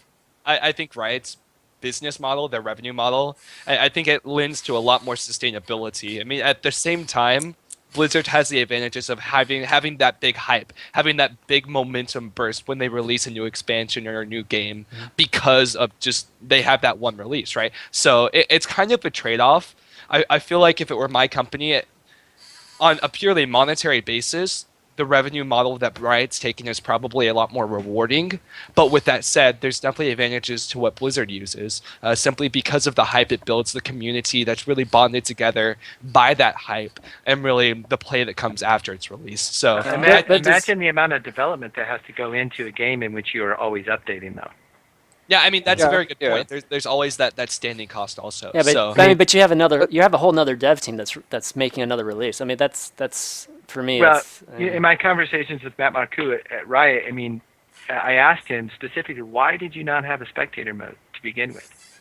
And he basically said there was no expectations that this would be an esport. Mm-hmm. But they had the flexibility to make it one, though. They didn't, though. I mean, look how long it took them to do it. Well, okay. They literally had to recreate almost the entire code. That's why it took so long. And at least that was from my understanding. So there are some limitations to doing it that way. And then I just go back to Call of Duty. I mean, their business model seems to work. Every 6 months they pump out a new Call of Duty game. Yeah, but I feel like Call of Duty's, I don't know, maybe Call of Duty has that same issue, but fragmentation is an issue, right? Even within StarCraft, we have Brood War players still playing Brood Wars, and now we're finally starting to hear guys like Flash and maybe with the inklings and them starting to come over to StarCraft 2. Yeah. But you have like the best players playing different games, like within the same title umbrella. So go for it. No, go ahead. I was just okay. One huge problem. Yeah, one huge thing I think that we may not be considering is that when you have a game that's free with a microtransaction model for revenue, you actually open to a huge casual base. And I think ultimately that casual base is extremely important for growing your game, because then you have people from all over the place who may just want to, they have a friend over and they want to play it, so they install the game and play, and that it spreads virally through word of mouth. Or, if it's easy to enter, I think you can get more people playing it, and ultimately you can get more momentum behind it that way. And ultimately grow the scene. Yeah, I mean, even most of my StarCraft 2 friends play WoW casually, and I play WoW casually, so and I'll probably play WoW after the show's over. It's because it's so easy to get into. We were talking about it. Makes me want to play it now. I think I'll just boot it up. Let's do 5. Right, Ben. Let's do it. Right, Ben. ChanmanV will carry us. Oh, man. Excellent. He might be the worst player I've ever played. Hey, shut up, dude. Shut up. And that is not an exaggeration. Oh, man. That's fun. But all right, let's see. How about we take a couple more? How about 3 more questions, and we'll call it a night. You guys pick one. How about John, Ben? Why don't you pick one out of here? Right here. Wait, you want me to pick a question? Yeah. Yeah, you go for it. What the hell? Oh, come on, dude. I got to make you do some work, man. I have to host shows every night of the week. I know. All right, let's see what we got. I just see paragraphs. I know, there are lots of questions Just there. the Nobody next wants to question call that in. gets asked is the one that I'm going to pick. Pick one, Ben. That's not I'm a just going to question. scroll by. How does it feel there to you be a go. complete boss? Fucking good. That was a pretty Hey, I good thought question. that was directed towards me, Ben. You need to watch it. Oh, yes. Touche. Oh, man. Oh, we actually got a caller. Okay, hold on. We got to take caller. Oh, all right. We got to take caller. So. Lucky. All right, here we go. Oh, God. The screens are going to get all fucked up now. All right. But oh, well. Okay. Uh-oh. What happened there? Bobby. Bobby. All right, Bobby. we're going to switch over to just pictures Bobby. for now. Pictures until we get done with this caller. Bobby, there? Hey, what's going on? What's up, man? You're our first caller of the night. Oh, I think man. you have to. I think though before you ask this question, you have to ask Bobby who he is. Who are you, Who are- Bobby? Bobby? Actually, that's a good question. Who are you? Who are you, Bobby? We know who I he am- is. It's Bobby. GESL. I am the event director for the GESL, Yep. the big StarCraft 2 League of Legends event by Gigabyte in the summer. Awesome. And yeah, I just had a question for you guys. You All called right. it, ask Chris if you wanted to work your event. Oh man. We would love to. Yes. It Yes. says yes. Yes. Thank you, Bobby, for asking. All right then. No, seriously, So- what's your question? So I guess my question is, what do you guys think about all the SoCal esports movements that are going on? With like our event, and SoCal esports is also doing a lot of events, and just want to get your ideas of what you think. I want to answer this one. I love it. It's awesome. It makes me super amped because I'm bringing guys here, so it gives me more incentive to get guys in. No, seriously, but it's like this whole centralization. We've got IGN up in San Francisco. We've got NASL here in LA. We've got everything your guys are doing down in SoCal. It's really cool, and we're seeing players come here to play in events like that. Makes me really excited for a potential future, maybe years down the road, where all of your pros are in a certain area. Hey, we're the for next Korea. Soul, these events. aka Soul. Right. I mean, it's really hard in North America because North America is so big. Mhm. But if we were to centralize around a certain area, be it Southern California or even Austin, Texas, that would be really killer. Yeah, I love it. I think that it definitely helps when you have large organizations that can be next to each other, because it's one thing talking, on Skype and trying to coordinate with someone halfway across the world, but it's something else if you can meet in person and go over ideas and discuss plans and work together with a lot of things, especially live events. But Austin's coming for you. Austin's coming for it.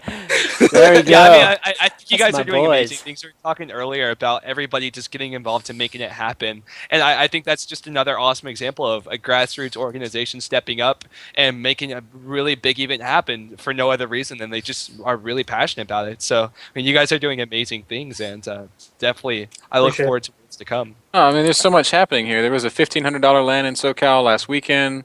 Bobby, there's your LAN. Which one is yours? What's the prize pool?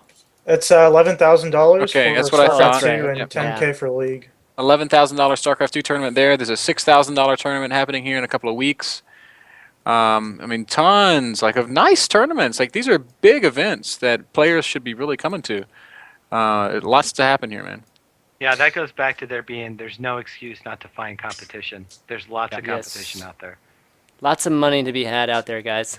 Lots of competition Absolutely. and experiences. We can't and keep money. giving it to Violet. He doesn't mind. I'm Actually, sure. you wouldn't mind that.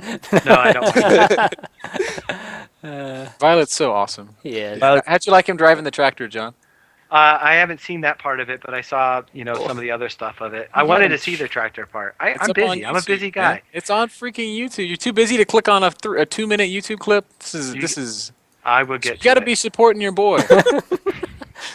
I'll be honest with you. I had to actually ask. Did he win? Oh, He's not going to I just- say. They don't have any time, so They don't have any time? What?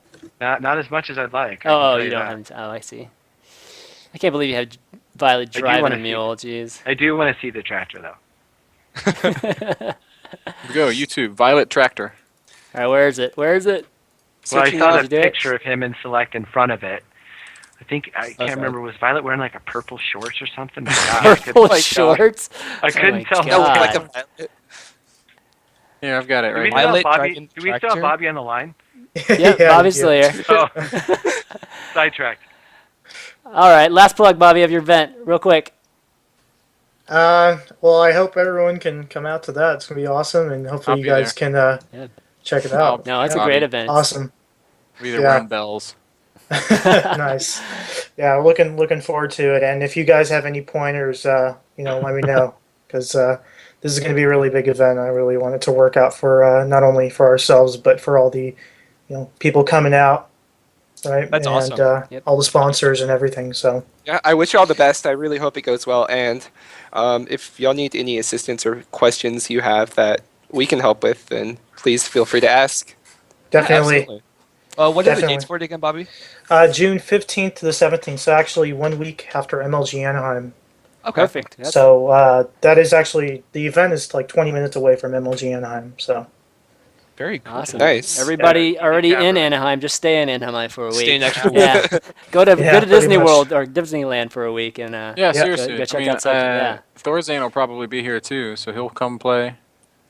Wait, no, Yeah, I'm not that- allowed to say that. You guys didn't hear that. Oh, spoilers, baby. Well, Well then. Yeah. So. well, Ben's housing Cool. us all. Forgot that we were on the air. All right, thanks, Bobby. All right. Thank you guys. Yep, later. Bye. Take care. Spoilers. This video is hilarious. Okay. Yeah. Can't believe Frodan said that. Brian said that. Okay, how about...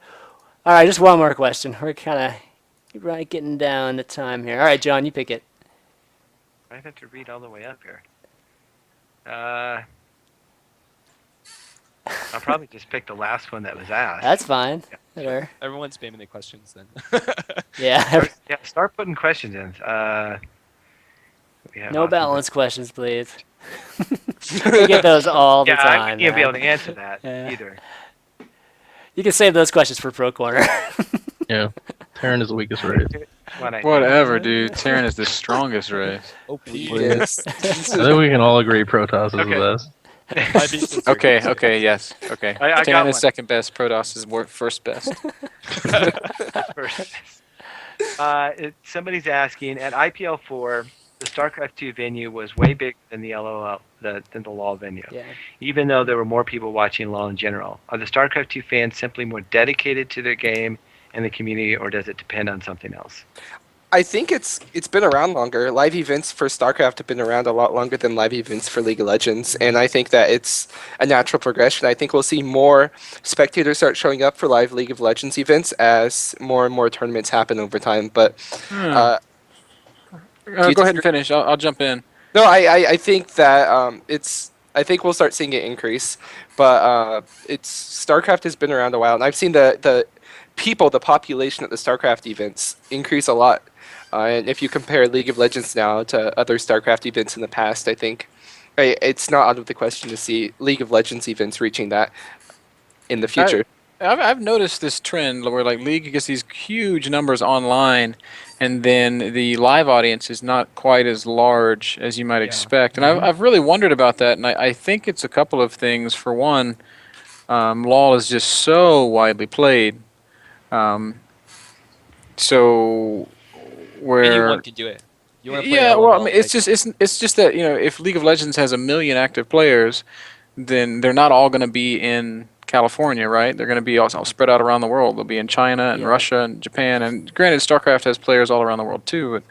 But I just I'm trying to rationalize it, and as I say the words, it doesn't even seem to make much sense. I have no idea, but LoL is consistently huge online numbers and smaller audience numbers. I think Maybe it is StarCraft- just what Adam said, or Tyler, or whichever one of them was speaking. I think StarCraft fans have been exposed to esports for longer as well. I mean, even before StarCraft 2, I mean, the esports community is very, very passionate about that game, which is cool. And because of that, I mean, esports has been around for Brood War before that.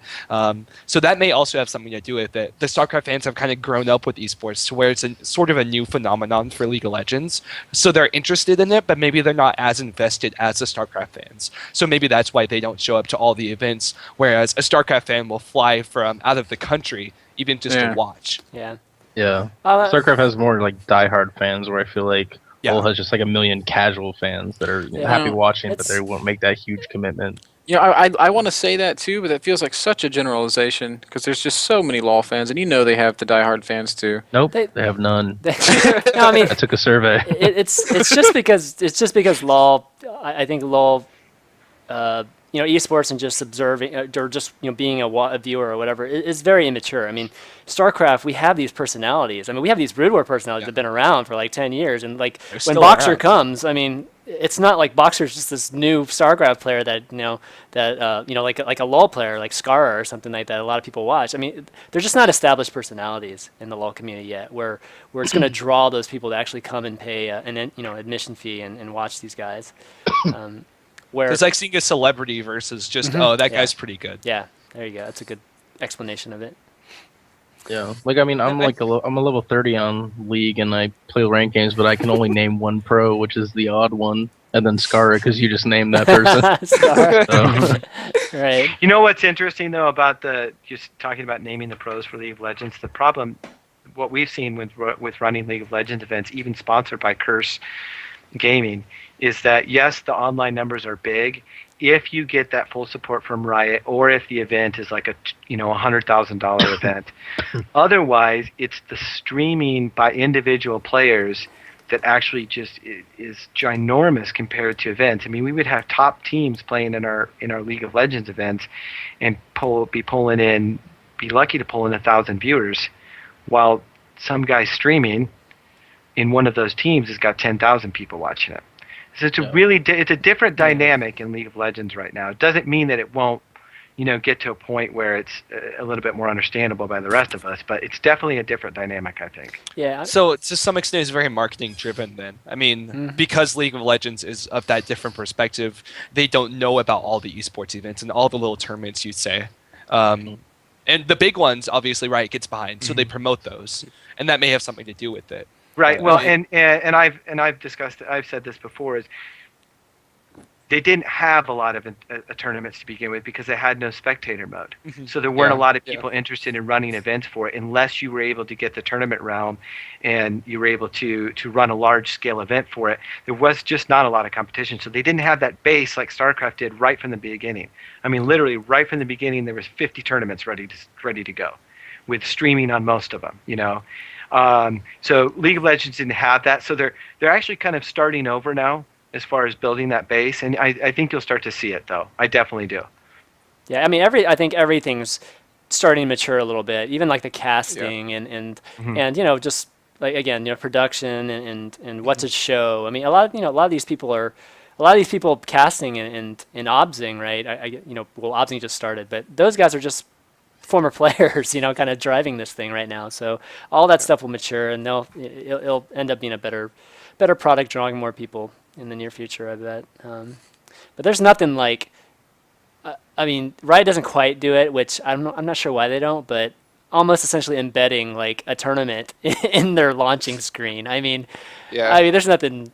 Of course, they're going to draw viewers. I mean, that way. I mean, even if you get like, I don't know, 5% conversion or 3% conversion, how many hundreds of thousands, tens of hundreds of thousands of viewers that is right there. I mean, it's really amazing how much Riot is putting into making their game like a premier esport. So I mean, I can't even imagine what League of Legends is going to be like a year from now. Yeah, right. I mean, Riot's done an awesome job. I mean, even taking that step to put in the client, like you were mentioning, it's pretty impressive considering they had no. Like, I mean, John, I think you mentioned earlier that they didn't even have the perception that they would be a big esports name until it really got to that point. So I think they've taken a really impressive approach to it all. And I think they have StarCraft 2 to thank for that. I think a lot of people, of games right now, absolutely. The success is because of StarCraft 2. I mean, there was this lull for 3 years in esports, and then StarCraft 2 came out, and I think it brought everyone back up to that point again.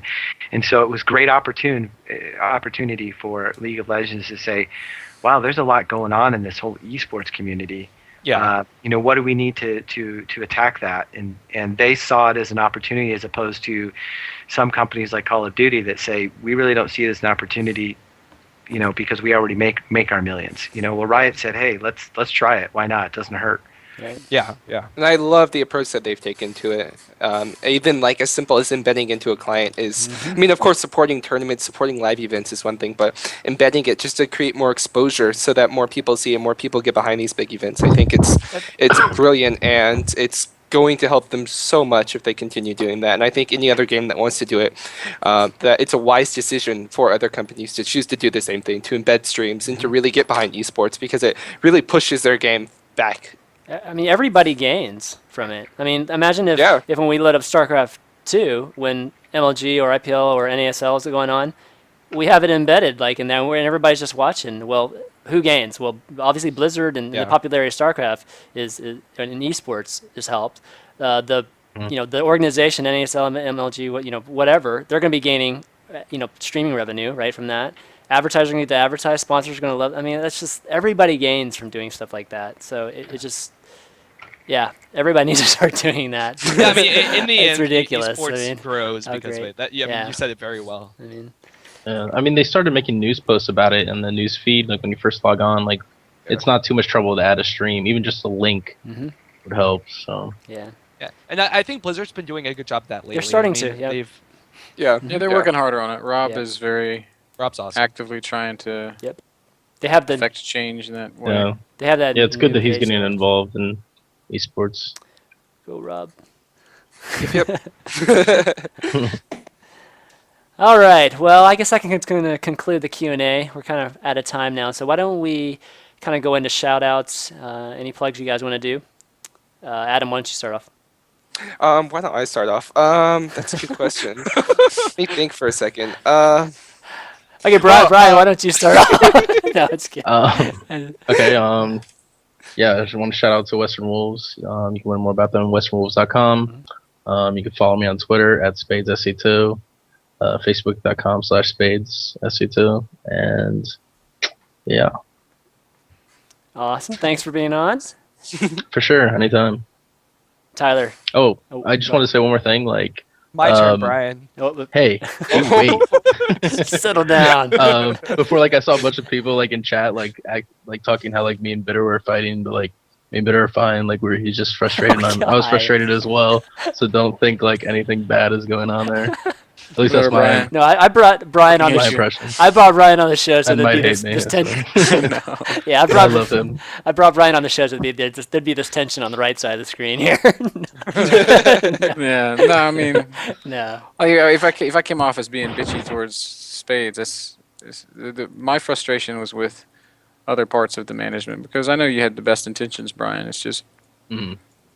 there's only so much that you're able to do, and I wasn't aiming my my rage at you, even though it may have seemed that way. I didn't feel that way. I just wanted other people to know that you're actually a nice guy. You're not this He's evil actually a nice guy guy. sitting in your top right Come corner on of the now. screen, Most of the time. towering over me. All right, Tyler, now you're up. So, no, cool. Well, I mean, thanks. Thanks y'all for hosting this. For everyone who supports esports, I mean, that's really what it comes down to for me. Everyone just putting in their dedication to make this happen. And we're all kind of in it together in that sense. So thanks to them. As far as TESPA stuff goes, I mean, thanks to our awesome officer team. Everyone who helped with the Lone Star Clash is helping with all the future stuff. The last thing would be, check out the Red Bull LAN in Austin. More events coming to Texas. We're helping out with that event, so it's going to be awesome at this point. It's looking really good. So be sure to check out Red Bull Battlegrounds if you are interested in another cool event in the South. So, and thanks again. Yep. Adam. Yeah, so I'd like to thank everybody for their support of us, of TESPA in general, for the events that we've hosted in the past, especially the Lone Star Clash. We weren't really sure what to expect from the community going into that event, but the support has been overwhelming and really appreciative of that. And we're going to keep trying to hold awesome events, spread esports throughout Texas and throughout the world, quite frankly. Thanks to everybody who put everything into that event. And also, like Tyler said, check out the Red Bull LAN. Red Bull Battlegrounds is what it's called officially. It's going to be really fun. I'm really glad to see all these players coming back to Austin. And if you're in Austin, there's a fan meet and greet on Friday. So that's a cool opportunity that you may not get any other nice. time. Nice. Well, yeah. Also, so yeah, thanks to you guys for doing what y'all do, and thanks to all of the esports guys out there who are working to expand the esports industry and make things work. You're welcome. Oh, that wasn't. I All right, Ben. You go next? Yeah, well, same as always, Chris. Yep. Big shout out to you for putting your stuff together. Thank Um, you. Where do you live, by the way? I live in West Palm Beach. Oh wow, you're a long way from Southern California. Yes, I am. I'm a long way Wow. from Austin too. So. might be hard for the GESL guys to bring you out there. Yeah, yeah. Tickets are not the cheapest in the world, but It's a good drive. yeah, it's a good drive. It's like Man. making 24 hours. Impossible drive. Yeah. But yeah, huge shout out to you. Please, guys, watch NASL, NASL.tv, buy your HD passes, because basically that's how I get paid. We've not sold very many, so go buy one now. Great content, guys. You got to check an ASL out. It's like so awesome this year. So Yeah, it's amazing. Yeah. You guys awesome are games, Yeah. awesome casting, awesome dog. Ants. Puppy. Bulldozer. It's awesome. Bulldozers. There we go, bulldozers. We've been having all the players play Smash Brothers, but we haven't had the time to cut that content. Oh, I haven't so seen that. That's really cool too. Well, it's not up, but Yeah. I can't wait until people can see that because those are so funny. John. Shout out to Cybersports Network. That's www.cyber-sports.net. And actually, a shout out to Spades, who's going to be on our rundown next week, right, Spades? Yeah. Yep. Okay, we'll get you. I'll be winning the get you rundown in next week. Absolutely. Got to take out Violet, hopefully. Actually, he'll still be in Korea, so he should be in good shape. He's trying to stack it for you, Brian. Jeez. Yeah, we talked about that earlier. Shout out to my staff as always. A shout out to Tyler and Adam for everything that they did at the Lone Star. It made me being there it made what I was doing there a lot easier because those guys had so much passion. And then a shout out to the guys that are doing the same thing in SoCal for the Gigabyte Land. So make sure we're supporting all these events that aren't backed by a lot of venture capital. Yep, definitely. I just want to thank obviously Brian for you've always been a friend to all me and all my shows. So this guy's a good player, and I don't think he gets recognized enough. Actually, he's been playing actually at a high level recently too. So check this guy out on the rundown. Recently. Well, okay, he's been playing at a high level for a long time, but particularly Mediocre high level. level recently. So, but yeah, definitely check this guy out when you can. And I think you started streaming now, right? Yeah, You better be started after trying to today. help you set up XSplit. Oh man, and It's pretty playing LOL though, so I don't think anyone's ever gonna watch again. oh, God. Hey, I'm playing LOL right now. Yeah, right. I'll believe when I see it. And big thanks. Well, I always have the pleasure of bringing on two fellow Longhorns on the show whenever I get a chance. So big thanks to Adam and Tyler. That's right. Yeah, baby. Wow, that was a unison. That was pretty cool. Nice. Nice. Thanks for having us. Yeah, big thanks. And obviously you can see the energy these guys have, and support Tesla, support all everything they're doing. And I'm sure you'll be seeing these guys a lot in the future in esports. Big thanks to Ben and John, of course, as always, being awesome hosts alongside. And I'll get to these, and the VODs will be up today, or not today, for this show later tonight and early tomorrow morning. I'll have podcasts too for you guys. Next week, I'm going to have to see, John, if we can get set up here for next week, because I'm going to actually be at a mobile conference in New Orleans. So John's going to be running the show if we can get it set up. Hopefully. Yeah, but if not, the week after, will be the next show. And we have David Ting lined up for that show, and we'll have another player too. I just haven't quite gotten the player lined up for that. So that should be fun talking to David from IPL. But I guess that'll call it a show. We will see you guys later. Thanks, everyone. Bye. Thanks, guys. Bye. Yep. See you guys.